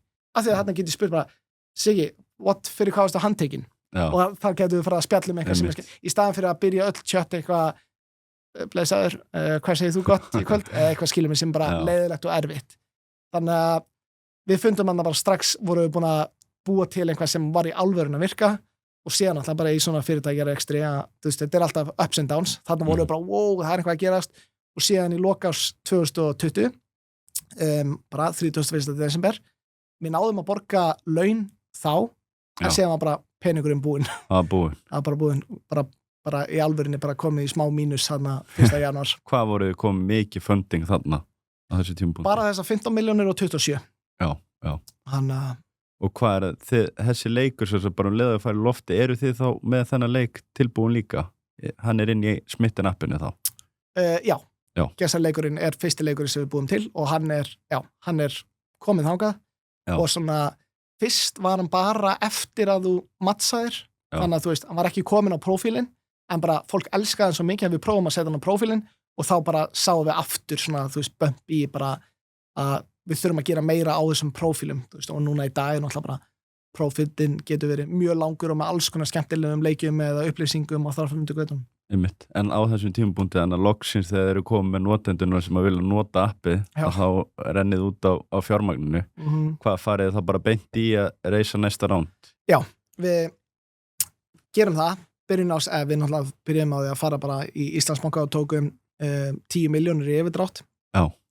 Af því við vissum að við þyrftum að halda þessu gangandi og við þyrftum bara að fara í funding round og við sem sagt í janúar, februar byrjum bara að setjast niður og við settum okkur markmið að því að aftur íslenski frumkvölar eiga til að reyna bara að tala við þessar 4-5 íslensku fjárfestingasjóði sem eru frábæri fjárfestingasjóðir og þú veist, ég myndi alltaf tala við það líka því að það gaman að vinna með þeim og ég vil, maður vill vinna með þeim en það líka bara svo heilbritt að tala við erlenda fjárfesta og við sem sagt ákveðum að við ætlum að tala við 200 fjárfestingasjóði í Bandaríkjunum og Evrópu á 10 dögum og við bara förum bara full force í að búa það til og endum á því að reyna að hafa samband við 200 fjárfestingasjóði á 8 dögum og það bara svolítið bara svona, þú veist, þetta bara eins og að selja, þú þarft að vera með stórt top of funnel af því að ef þú horfir á bara alveg í lokin þá ætlar að fá 2-3 term sheets sem einhverjir,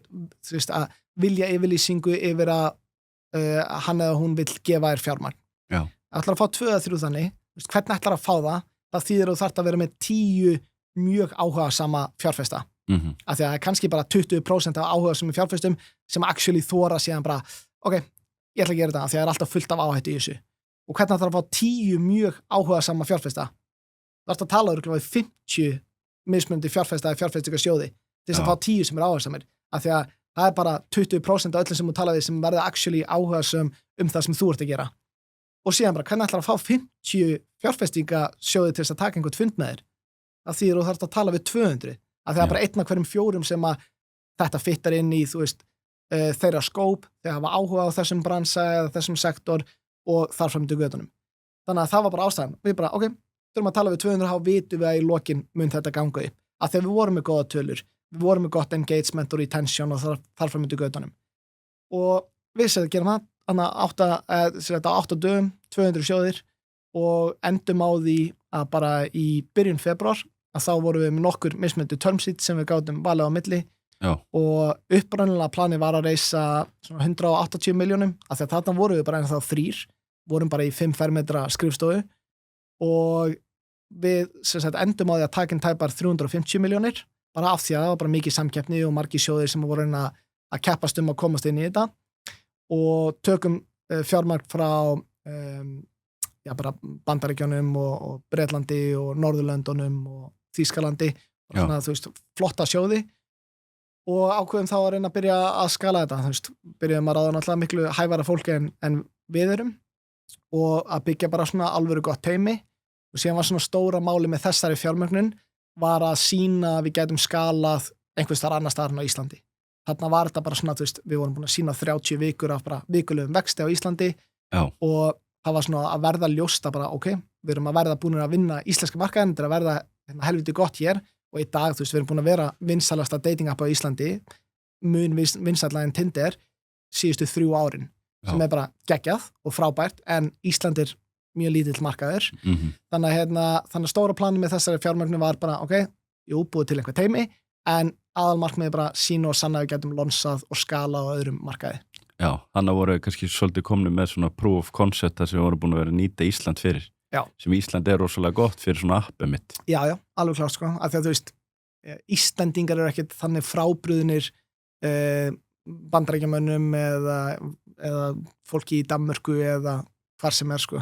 Já, en það sem að tekur við hann að þeir eru komið með þetta fjármagn, á hvaða svona marka ákveðið er að fara að sækja, eru þá að fara að keyra með appi til Bandaríkjana eða einhvern annað í Evrópu? Við ákveðum að fara ekki strax til Bandaríkjana til þess að það væri kannski svona the golden ticket þegar við værum búin að skala einhvers þar annars staðar, að þá svona ok, nú getum við tekið meira fjármagn til þess að fara inn á bandaríska markaðin. Af því að það er svolítið svona the end goal, þú veist, það er bara langstærsti markaðurinn, langmest tekju möguleikin þar. Já. Og við ákvaðum að fara til Danmörkur sem svona næsti markaður. Bara svona nálægt okkur, þú veist, ég hef búið í Danmörku, við þekkjum fullt af fólki sem býr í Danmörku, það er ótrúlega gott svona Íslendinga samfélag í Danmörku, þannig að við hugsaum við getum svona nýtt það til þess að svona lonsa appinu eða einhverju viti og þegar ég líti í baksinnispeilin þá held ég bara að svo ákvörðin hjá mér að hafa valið Danmörku er eiginlega bara einn versta viðskipta ákvörðun sem að ég hef valið eða tekið því að Danir eru frábært fólk sko upp til að hópa allavega en það sem að við áttum okkur á þessu þegar við vorum á lonsaðar, við vissum aðeins af þessu en sem sagt nafnið Smitten er alveg frábært nafn á dating app í Bandaríkjunum eða Bretlandi eða eiginlega í öllum löndum nema í Danmörku af því að Smitten, það þýðir bara að þú með bara svona butterflies í maganum skotin í einhverjum, það er bara nota í daglegu tali í ensku í Danmörku að þá þýðir orðið Smitten og það er skrifa alveg eins og það er borið fram alveg eins að það þýðir að vera smitaður og við gefum út appið í sumarið 2021 í bara hæstu bylgjunni í COVID faraldrinum hérna í Danmörku. Þannig að fólk bara hélt að þetta var einhvað nýja rakningarappið fyrir COVID sjúkdóminn í Danmörku og þetta var, þú veist, það var ógeðslega erfitt fyrir okkur og þegar við vorum svona að reyna að komast yfir þann hjalla að þá byrjaði fólk að halda að þetta væri bara app, dating app fyrir fólk með kynnsjúkdóma að þetta væri bara smitaður hérna, þú veist, þetta er náttúrulega alveg þú veist, ef það væri að koma einhver ný ísbúð á Íslandi bara einhver snillingar sem byggur til í nýja ísbúð hérna í segjum Danmörku hún kemur hennan til Íslands og hún myndi heita bara lekandi þú veist, það væri mjög erfitt fyrir þau örugglega í einhvern ákveðin tíma þó ég held að það sé bara fyndið og gæti svona á einhverjum tímabúti náð einhverjum árangri að við lentum alveg svolítið harkalega í því og við vorum að finna út í hvað við gætum gert og við prófum þá að vinna með þessu Íslendinga samfélagi, þú veist, það er alls konar svona Íslendinga grúppur mjög stóra grúppur af Íslendingum á Facebookarna sem búa í Kaupmannahöfn í Danmörku og við eitthvað herra, ok, þú veist, fáum þau bara til þess að ná all í appið og þú veist, reyna að sprengja þetta út í Danmörku og þú veist, fengum fullt af Íslendingum í Danmörku til þess að sækja appið og síðan þegar vorum áfram að reyna að markaðsetta fyrir alvöru Dani að þá bara þegar þau opnuðu appið allt í einu að bara fullt af einhverjum Íslendingum og einhverjum íslenskum prófílum og einhverjum íslenskum texta sem að þau skildi ekkert og það var líka mjög heimskuleg strategía hjá okkur en þú veist, það sem er gaman við þetta núna þegar við horfum tilbaka er að þú veist, þetta er svo mikið bara learning phase þú veist, við erum bara að reyna og við erum bara ennþá í dag að bara gera eitthvað og reyna að finna út úr hlutunum því ég er líka trúið, þú veist, við vitum ekki það veit engin neitt hvað hann er að gera veist, ef við myndum vita bara, já, þurfum bara að gera þetta og þá náum við árangri þá myndum við bara gera það en við vitum ekki hvernig við eigum að ná árangri þannig að maður þarf bara að vera að prófa mismunandi hluti og ég held að, þú veist, við vildum ekki fara að breyta nafn og eitthvað á appinu bara fyrir danska markaðin, þannig að við vorum bara að fljúga bara út til Danmerkur og bara fara inn í háskóluna og reyna að skilja, þú veist, hvað var það sem var að hindra fólk að nota appið eða prófa að gefa það allavega séns og þegar við sýndum þeim smitten, þá voru við bara, wow, ok, þetta allt öðru sem Tinder, já, ég ætla að byrja að prófa að nota þetta. Já. Og síðan byrja það, þú veist, rúla skilur mig áfram og allt í hennu voru fleiri og fleiri notendur að byrja að nota appið og síðan gerist það einhverjum, segjum 6-9 mánuðum eftir að við lonsum í Danmörku að þá svona, ok, þú veist, við vorum komin yfir þannig hjalla, núna var fólk bara, þetta er dating app sem er komin til að vera, þetta er skemmtilegt, þetta er allt öðru sem Tinder, gefum við bara séns, saman þótt að heiti hérna smitaður. Og síðan, já, bara tæpu ári eftir að við tökum inn þetta seed fjármagn, að þá vorum við búin að svona fá svolítið check í boxið, þú veist, danski markaðurinn var þá orðin stærri en íslenski markaðurinn og bara góði vöxtur og okkur svona leið svolítið eins og varum bara, þú veist, já, við erum búin að sína og sanna að við getum allavega skala og lonsa og skala inn á einhvern annan markað og nú þurfum við bara að taka inn meira fjármagn til þess að halda áfram að gera það. Já, hvað tókuð þið mikið fjármagn þá í næsta rándi? Þá tókum við hana 12 mánuðum eftir og það er líka, þú veist, ég held að það sé svona góð saga er að þegar vorum að tala við alltaf þess að 200 sjóði og erum að búa til þetta funnel, þá er þú veist, það eru alls konar mismundi ástæður fyrir því að fjárfestingarsjóður getur ekki fjárfest. Já. Það getur verið bara við erum of early eða bara við vorum að fjárfesta í svona svipuð þurfum að gefa það í nokkur ár eða whatever, það getur verið svo margar mismundi ástæður. Þannig að á hverjum einasta mánuði eftir seed fjármögnuna að þá sendum við út update á einhverja 50 mismundi sjóði sem að fannst þetta að vera áhugavert sem vorum að gera og voru spennt fyrir þessu en kannski leiði eins og bara við varum aðeins of early, við þurftum að sína þess meira, vildi lækka þess eða svona minnka áhættuna. Já. Að 11 mánuðum eftir að við reisum þessum seed pening að þá sendum við bara í þessu update herru, já, danski markaðurinn er komin hérna yfir í íslenska markaðinn, tölurnar eru flottar, við ætlum að fara í næsta round, series A round og planið er að taka rúmlega miljard og sendið út og bara leið, bara fullt af mismunandi fjárfestingarsjóðum hafa samband og bara herðu, ok, við erum búin að vera að fylgjast með ykkur hérna hverjum einasta mánuði í 1 ár, sjá bara ups and downs og hvað er að virka og hvað ekki og þegar þú er búin að vera að halda fólki svona upplýstu að þá náttúrulega gengur þetta síðan allt miklu betur. Já. Þannig að einn af svona, við vorum með topp 3 lista yfir þá sjóði sem við höfum verið að updata sem okkur langaði að fá inn að einn af þeim bara kemur eiginlega með term sheet bara strax og segir bara, herri, þú veist, okkur langar að gera þetta, við erum búin að fylgjast með ykkur hérna heil lengi, við höfum náttúrulega líka bara verið að byggja það samband upp í ár og búin að hitta, þú veist, alla hjá þeim sjóði nokkru sinnum og við, já bara, þú veist, á innan við mánuði í næsta update að þá sendi ég bara, herri, hérna, við erum búin að loka næsta funding roundi og þá tókum við inn tæpan 1,5 miljard. Já.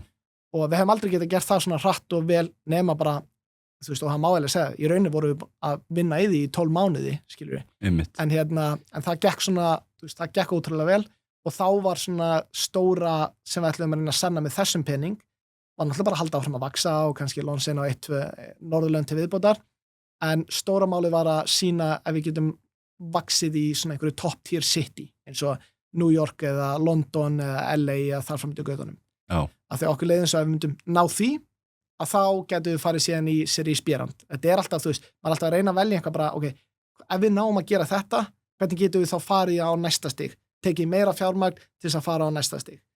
Og vorum búin að vinna þarna Danmörku, þá getum við farið á næsta stig, þá er það, ok, þurfum að vinna einhvað top tier city, þá getum við farið á næsta stig og við lokum þessu funding roundi hérna haustið 2022 og byrjum að fara aðeins inn í London, sent á árinu 2022 það sem að hins vegar gerist mjög bara eiginlega á þeim tímapunkti er bara svona þessi funding landscape að bara byrjar að lokast og það er náttúrulega bara háir vextir alls það er í heiminum og fjárfesta bara halda að sér peningum og 2023 þá voru svona B-round sem er kannski svona $20 million, 15 til $30 million round voru bara ekki að gerast í þessum consumer bransa að þeir eru bara mjög áhættu samar fjárfestingar og við bara, herri, ef við ætlum að fara að keyra á London eyða fullt af pening til þess að búa tilskilur með þennan critical massa fólki sem eru að nota appið til þess að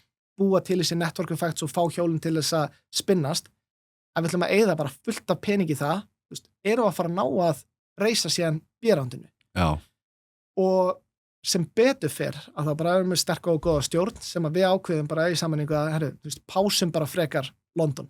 Skulum ekki fara og bara taka við vorum að taka inn $10 million, skulum ekki bara taka helmingina því og setja í bara að brenna í London. Og við ákveðum bara að pása London, fókusa frekar að bara reyna að byggja bara sterkt, healthy unit economics á Norðurlöndunum. Bara sýna að það væri góður, profitable business á Norðurlöndunum. Já. Og sem betur verið gerðu við það, því að bara B-rounds gerðust ekki 2023 og eiginlega ekki 2024 heldur. Þannig að ég held að við vorum mjög heppin að bara, í staðin fyrir að fara strax og ætla að vinna eitthvað top tier city, þá hugsuðu við bara, ok, lengjum bara rönn við okkar, bara búum til bara góðan bransa fyrir að fókusa á tekjumyndun og svolítið bara svona sína að það sé góðu bransi og þá getum við síðan samkvæmt verið 25 eða 26 þegar við bara erum búin að sína og sanna að þetta sé góðu bransi, að þá getum við farið að taka inn meiri penning til þess að herja á stærri markaði.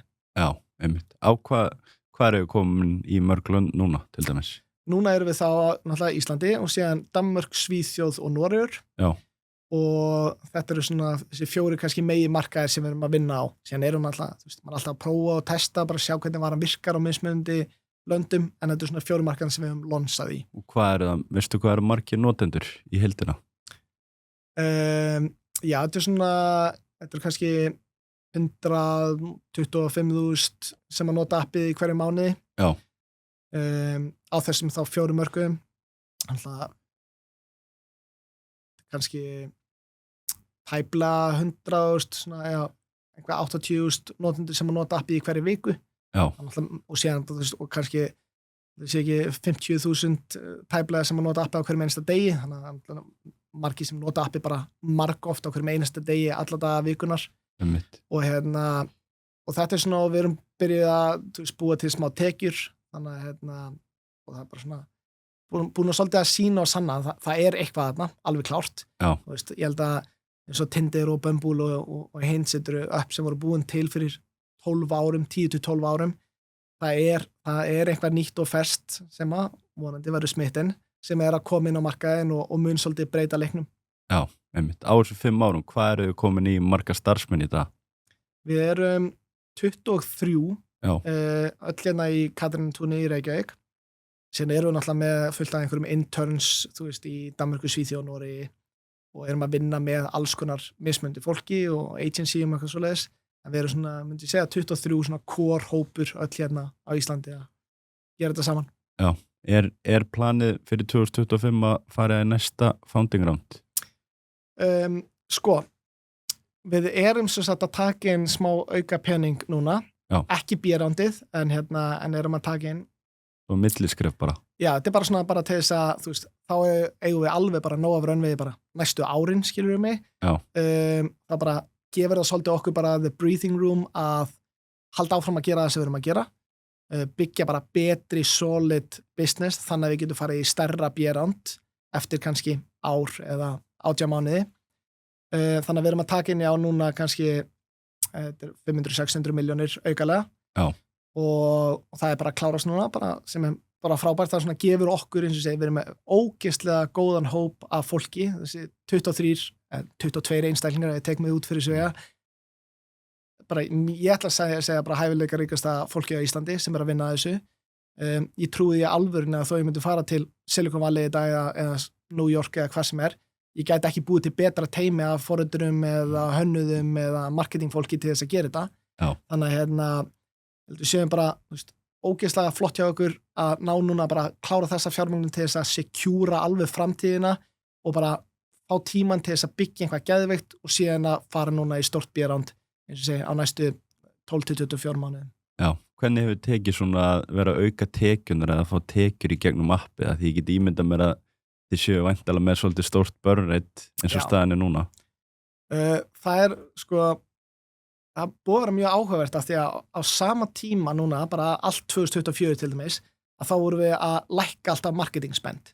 Af því að við erum bara að reyna, við erum ekki að bara brenna pening til þess að brenna þeim og frekar að reyna að auka tekjurnar á móti einhvern veginn og sem að þýðir það að þegar maður ekki náttúrulega bara brenna peningum að fá fleiri notendur, að þá kannski helst notenda vöxturinn, hann er ekki mjög mikill vöxturinn, hann er eiginlega bara svona svolítið flatlænaður. Já, heldur sér bara. Já, en það sem við erum búin að gera á tekjuhliðinni er að við erum búin að fókusa mikið á það og tekjurnar eru bara búin að vera, vaksa mjög mikið mánuð, Já. sem að þýðir bara að við erum að ná að monetæsa betur hvern einasta notanda, sem er geggjað þegar við förum síðan að eyða peningum og förum að fá fleiri notendur, að þá náttúrulega munu tekjurnar aukast þeimun meira.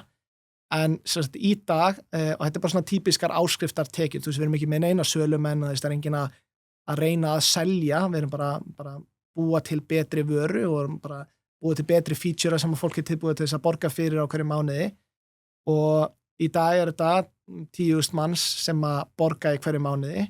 Já. Og þetta eru áskriftartekjur sem eru núna nálgast 500 milljarð á ári sem bara frábært, og bara sjáum það á bara að halda áfram að vaksa á næstu árum og ég er mjög confident að það mun halda áfram að vaksa, þannig að þetta er bara svona, eins og ég segi, consumer-bransin er svo geggjaður þegar maður nær honum, og við erum langt frá að vera búin að make it, það er alveg bara, við erum allavega við 23 og bordið okkar og fjárfestum mjög meðvituð að við erum ekki að reyna bara að komast upp í milljarði í einhverjum áskriftartekjum á Íslandi, eða skiljum við á Norðurlöndunum og bara lifa góðu lífi, okkar plan er að búa til stærsta dating app í heiminum.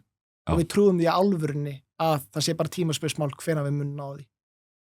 Núna er það bara, við munum þurfa meiri tíma til þess að fókusa á tekjumyndun og vöxt. Ef við gerum það, þá eigum við að ná því. Af því að smittin er miklu betra og skemmtilegra dating app heldur en það sem hefur verið á markaðnum síðustu 10-12 árin.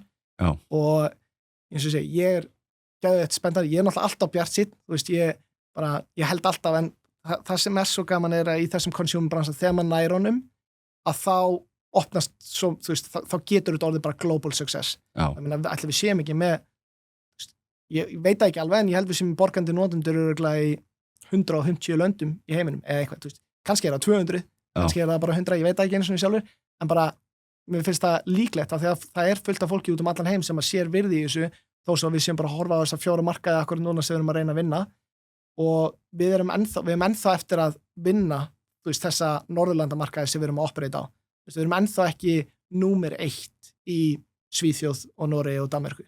Þannig að Tinder er ennþá, bara búið að vera þarna lengi, en ég held að sé bara aftur tímaspursmál hvenær við náum fyrsta sætinu. Já, ná að brjótast í gegn. Já. En hvernig er eins og núna? Hvað er svona framundan með smittin? Hvað er einhver svona næst áform þú talar að er að klára þetta millifánding núna, en er einhver svona markað, hvaða markað ætli að fara næst að opna á næstu 2-3 árum? Sko, það er mjög góð spurning. Þetta er náttúrulega, Bandaríkjamarkaðurinn er alltaf þangað sem við erum að fara og við prófum að gera svona smá lítið testi bara einum litlum fyrir stór háskóli í University of Michigan sem er í bæ sem heitir Ann Arbor í Michigan State. Já. Prófum bara svona að lonsa aðeins inn í þeim skóla bara til þess að sjá hvernig fólk myndi nota appið og svo leiðis. Appið resonatar mjög vel við bandarækjumenn, þannig að við höfum engar áhyggjur að það mun ekki ná að vaksa. Núna er það bara hvenær þorum við að taka $3 milljónir og lonsa í Boston eða einhvers þar að því að það er bara inn í einum litlum háskóla þú nærið aldrei þessum critical massa. Þú bara klárar fólki í kringu því á einu kvöldi, sko. Já. Þannig að það er svona, það er the end goal. En ég held að í næsta skrefi að þá munum við mögulega hugsa að prófa til dæmis Amsterdam í Hollandi eða Berlín í Þýskalandi eða eitthvað svona sem er svona aðeins stærri kannski borgir, bara til þess að sjá svona, hvort við getum þá kannski eitt pening til þess að ná einhverjum critical massa þar, gæti verið ódýrara heldur en að fara til Boston eða New York. En síðan er þetta líka bara, við viljum líka reyna að fókusa eins meira á það sem við höfum verið að gera vel fyrstu árin, sem er bara vera skemmtilegasta dating app í heiminum.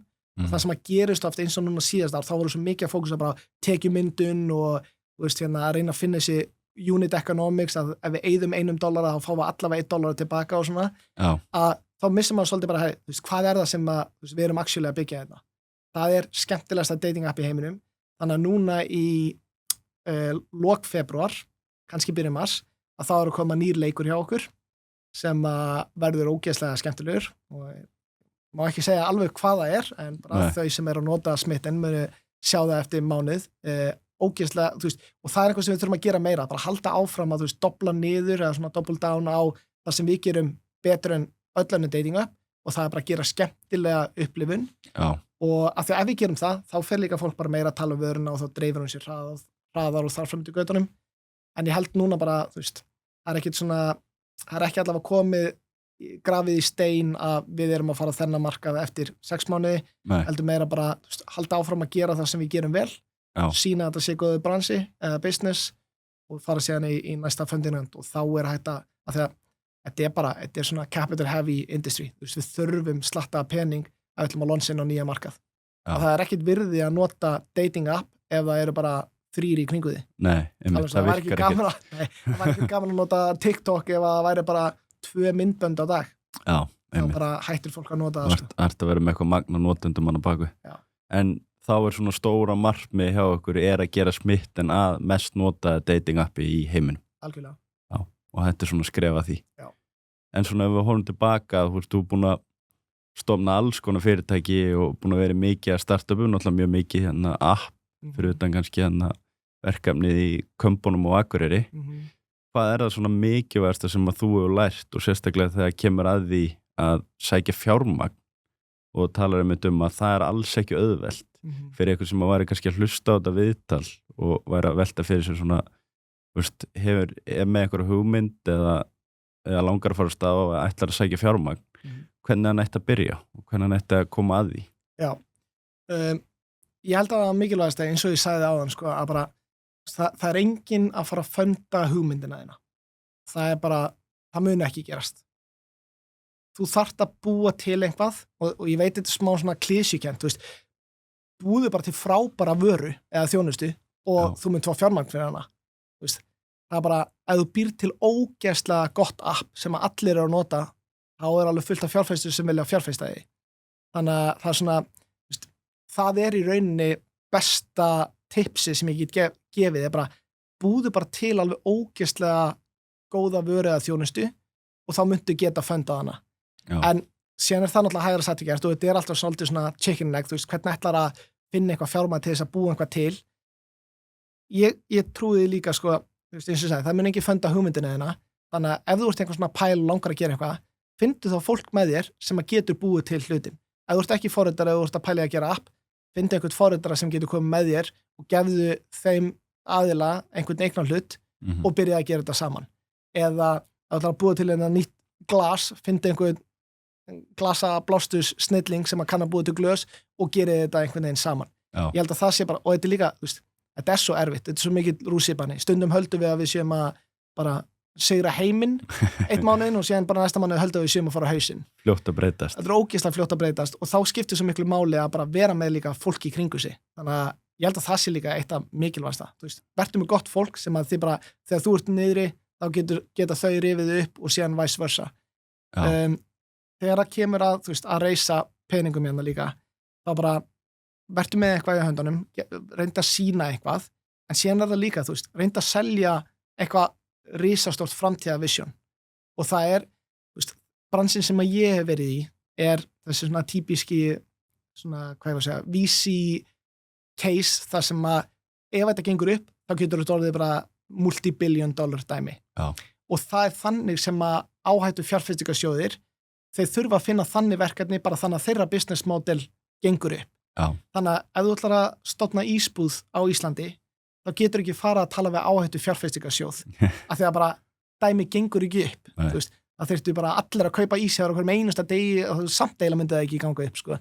Þannig að þá getur við farað að hugsa bara, ok, fundið einhvern individual, þú veist, einhverja frængu eða einhvern frænda sem á rosa mikinn pening og væri til að láta að hafa 5 eða 10 milljónir inn í einhvað, þá getur við farað að hugsa einhverja og bara, þú veist, bankalán og einhvað. Þannig að ég held að sé líka bara, ef þú ert að hugsa allavega svona áhættu fjárfestingarbransa eins og ég hef verið í, bara í meira en áratu, verkefni þarf að vera af þeim skala að það make sens fyrir fjárfestingarsjóðin. Af því að þau eru að reyna að finna verkefni sem getur bara returnað öllum sjóðunum. Og þau þurfa að finna þannig verkefni af því að af kannski 20 verkefni sem þau fjárfest í, það er bara a handful sem að ná í alvöru með einhverjum svona alvöru árangri. Já, einmitt. Þannig að Einmitt, að reyna að selja þá svolítið svona framtíða sína. Algjörlega. Og eins og ég sagði líka það bara, tala við fleiri en bara þessa 4 á Íslandi. Af því að, þau eru frábær, en það gæti alveg verið að bara, þau voru bara fjárfesta í einhverju svipuðu. Já. Og það bara gerist mjög oft. Þetta er eins og, mér stjarn heimskulegt, ég verð svona að pirra mig eiginlega, ef ég var að selja íbúðina mína, 3 svefnherbyggi, og ég myndi bara hringja bara í eina frængu mína og 2 frændur og spyrja hvort að þau vildu kaupa íbúðina mína.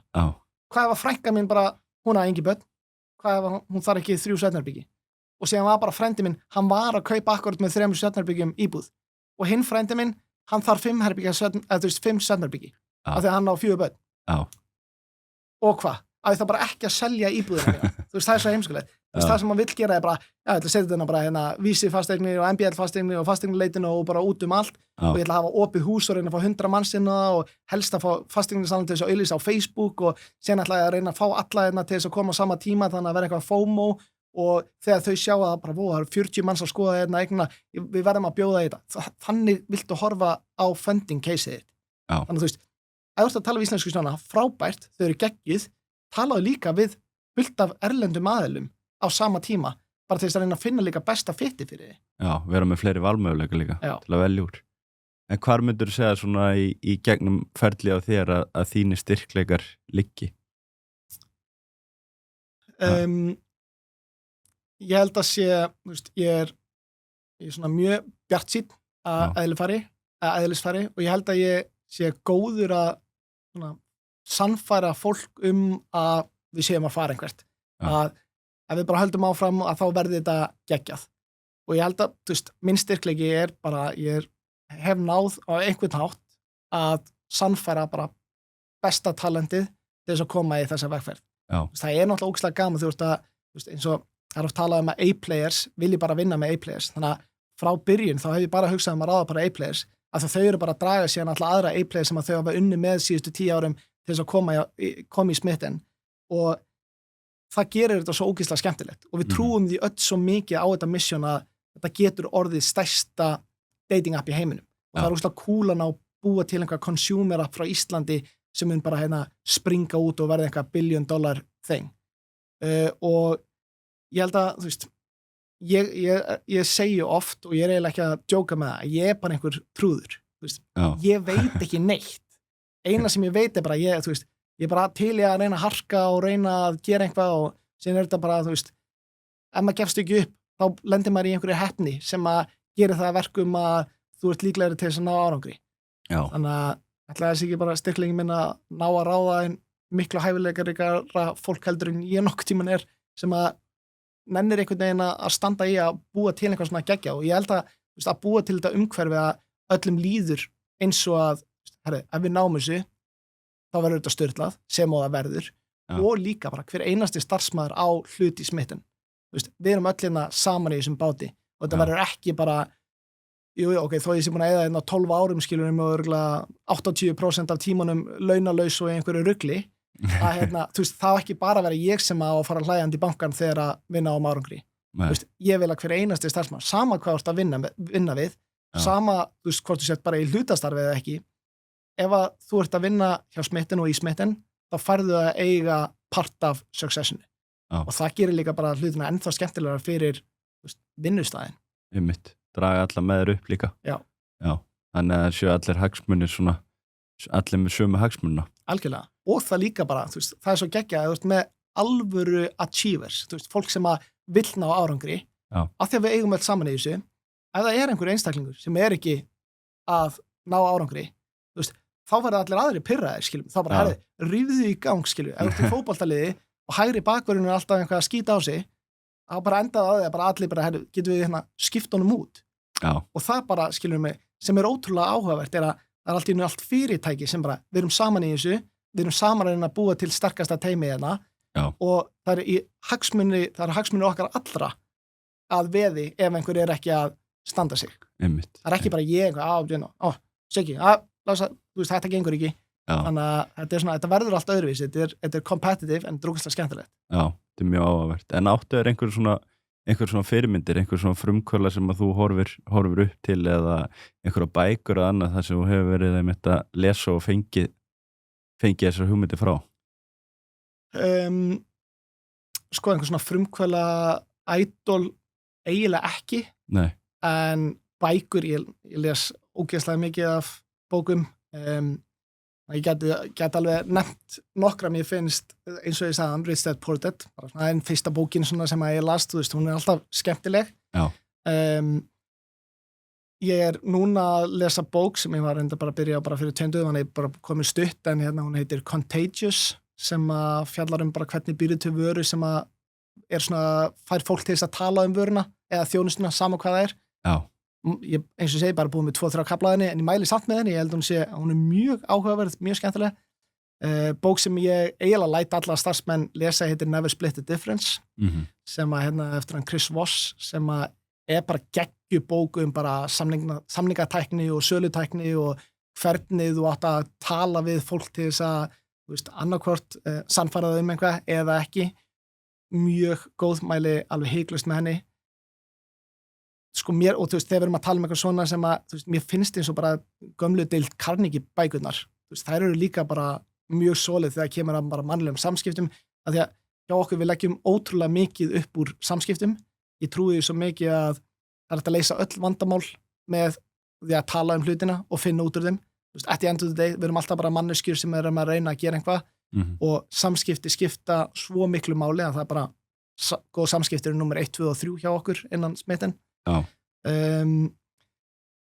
Já, þetta svona, þú veist, ég var að klára að lesa Beyond Entrepreneurship, sem ég tala vera svona bók sem er mjög góð fyrir frumkvöðla til þess að bara svona skilja alls konar mismunandi, þú veist, það er svo mikið á góðum, minnst 5 dysfunctions of a team, geggjuð, bara fjallar hvernig svona, hvernig býr til besta teimið og hvernig mismunandi karakterar fitta ekki inn í sum teimi og hvernig fitta kannski inn í önnur teimi, af því að, þú veist, ég horfa ofta á mitt ról líka sem bara svolítið svona knattspyrnu stjóran.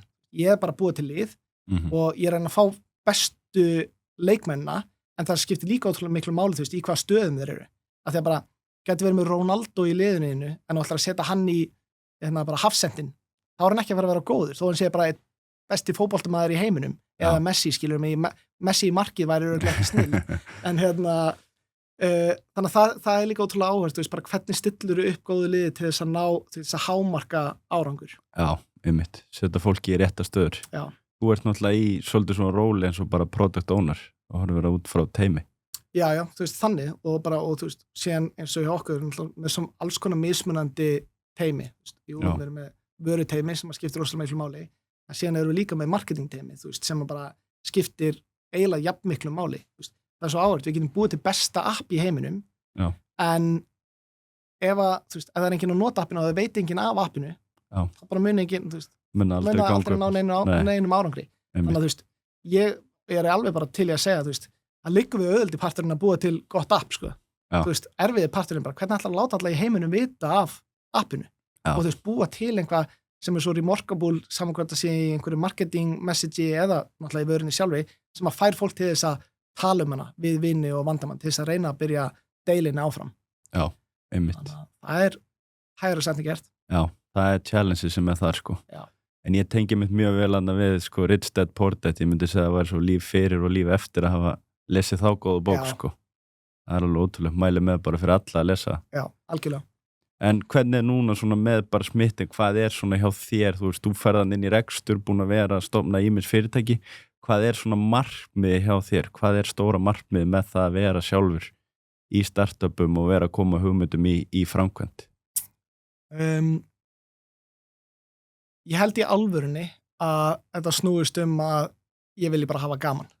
Mér finnst lífið svo skemmtilegt að ef ég næði einhvern veginn að designa mitt líf, þannig að eins og í dag, bara við erum að vinna ógeðslega skemmtilegri vöru, sem er náttúrulega bara að breyta lífi fullt af, þú veist, það er mjög fulfilling að sjá þegar fólk er að gifta sig og þú veist, ég veit ekki, við höfum búið til 1000 hérna einhverju smittin barna, skilurum mig, það er ógeðslega gaman, en bara að mæta í vinnuna alltaf spenntur að hitta bara fólkið.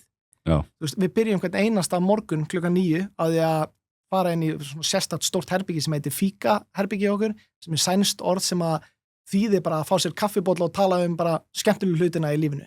Þú veist, við hittumst klukkan 9 og erum þarna til 9:15 bara að tala hluti sem ekki í vinnunni. Það er bara bannað að tala vinnuna eiginlega. Af því að þetta bara svolítið eins og bara félagsmiðstöð. Þú ert að mæta það, bara setja tónum fyrir daginn og ég held í alvörinu að þetta kom bara, ég myndi bara deyja á leiðindum ef ég væri að vinna eitthvað staðar fyrir í einhverju verkefni sem ég hef ekki passion fyrir frá 9 til 5 hvern einasta dag. Þannig að bara, ef að ég get einhvern veginn designa það að bara hafa gaman og áskilvísir með stefnum minn, hann bara nákvæmlega eins. Og við höfum oft talað bara í rauninni bara smitten journey akkurat núna bara svona eitthvað vehicle á þessum tímapunkti sem að bara við erum inni og erum bara að hafa ógeðslega gaman. Já. Og við báðir sem sagt höfum mist pappa okkar þegar við erum bara 20 og einhver ára og við tölum oft að kannski það líka svona sem að svolítið shapear okkur að bara við trúum því innilega að lífið of stutt til þess að hafa leiðilegt. Lífið of stutt til þess að vera í kringum leiðilegt fólk og gera leiðilega hluti. Jú, stundum þarf að gera eitthvað sem leiðilegt, en bara ef þú getur gert eitthvað þar sem að bara það gaman, gerðu frekar það. Og bara eins og hjá okkur, við gætum alveg verið með allt forritunum teimið okkar bara einhvers staðar í Austur-Evrópu og borgað miklu lægri laun og mögulega fengið meira output, skilum bara meiri kóði, fleiri feature, en fyrir mig þetta snýst ekki það. Ég veit miklu frekar bara ráða ógeðslega talentið skemmtilega forritara sem eru með okkur í Katrínutúni, þó þau kannski forritið aðeins hægar eða eru aðeins dýrari, að þá bara, þegar við horfum tilbaka eftir 3 ára eða 5 ár, þá munum við hugsa ógeðslega skemmtilegu skíðaferðina eða þegar þetta gerist á skrifstofunni eða whatever. Við munum ekki hugsa bara, shit, hvað, þessi hann skrifaði svo marga línur á kóða. Það bara, munum aldrei hugsa það. Nei. Þannig að fyrir mig snýst þetta svo ótrúlega mikið bara að designa lífið þannig að það sé skemmtilegt, að öllum líði vel í vinnunni, sé að vinna skemmtilegum hlutum og bara trúa á þetta, lífið stutt til þess að hafi bara, á að vera gaman, á að gera leiðilegt. Já, og það kannski það sem að drifkrafturinn hafi kemur fyrir en þetta rússjúbana reið að vera í startup-heiminum. Algjörlega, ég held það sko. Einn svona spurninga að lokum, hvað sérðu sjálfað eftir 10 ár? Vonandi ennþá að gera þetta. Vonandi ennþá að runna Smitten sem þá náttúrulega bara stærsta dating app í heiminum, en vera líka bara búin að expanda í einhverja fleiri aðra vertikala. Af því að ef að svona missionið eða skilum við bara stóra korið í okkur bara lífið á að vera skemmtilegt og svona purposein okkar í að Smitten bara make it fun. Bara allt sem við þurfum að gera þarf að vera skemmtilegt. Þú munt aldrei sjá okkur gera leiðilega markasetningu eða einhvern leiðilegan feature eða hafa leiðilegt í vinnunni. Það ekki við. Þetta snýst make it fun hjá okkur og eftir 10 ár, ég var alveg til að vera bara með fyrirtæki sem að við varum að runna Smitten en við varum líka komin bara með skemmtilegustu ísbúð í heiminum. Lélegt dæmi, skilum við bara, eða skemmtilegasta vasklasi, svo vorum við að tala um það, skemmtilegasta flugfélag í heiminum. Sama hvað að finna kannski einhvern vertikal sem að frekar svona boring og bara gera, hvernig getum við gert það ógeðslega skemmtilegt. Sama hvað og ég var alveg til að vera bara, að Smitten væri bara, eitt af 10 mismunandi produktum sem væri bara að gera eitthvað geðveikt. Svipað bara eins og maður hugsa Google eða Alphabet í dag sem á bara Google og Google Maps og alla snildina sem þau eru að gera. Já, einmitt. En ég get ímyndað mér að þú sér kannski bara með fullta hugmyndu líka sem langar kannski að hrinda í framkvæmd. Já, ég held maður svona, maður hættir aldrei með það. Nei. En á sama tíma, ég bara eins og núna þegar þú ert komið með eitthvað sem að virka, when you know, og mér langar ekkert, mér langar miklu meira að keyra á Smitten heldur en allar hinar hugmyndirnar, af því að bara, að ég veit ennþá að við getum keyrt Smitten í að verða stærsta og besta dating app í heiminum, þannig að það ekki fyrr en að það komið að ég held ég myndi fara að hugsa eitthvað, prófum núna að gera X svona seta. Já, það mitt svona það sem að flesti frumkvölar ströggla með fókusin, geta fókus á eina hugmynd og gert hana vel, Einmitt, algjörlega. Og það náttúrulega kemur líka bara með reynslinu og árunum. Það var mjög erfitt fyrir mig fyrir 12-13 árum. Það sé auðveldara í dag. Já, glæsilegt, þá verðum við bara góðir. Eitthvað sem að þú vilt bæta við á lokum? Nei, bara gaman að spjalla við, ég held að þetta hafi verið svona mjög skemmtilegt lífgandi podcast. Já, það mjög náttúrulega á að vera vegferð sem að þú ert búin að fara í gegnum. Já, takk fyrir það. Og bara takk fyrir að koma í spjallið. Takk fyrir að hlusta á þennan þátt af Íslenska draumnum. Sjáðu til þess að þú missir ekki af næstu þáttum og farðu inn á íslenskidraumurinn.is og skráðu á póstlistan hjá okkur. Við sendum tilkynningu leið og næsti þáttur fer í loftið.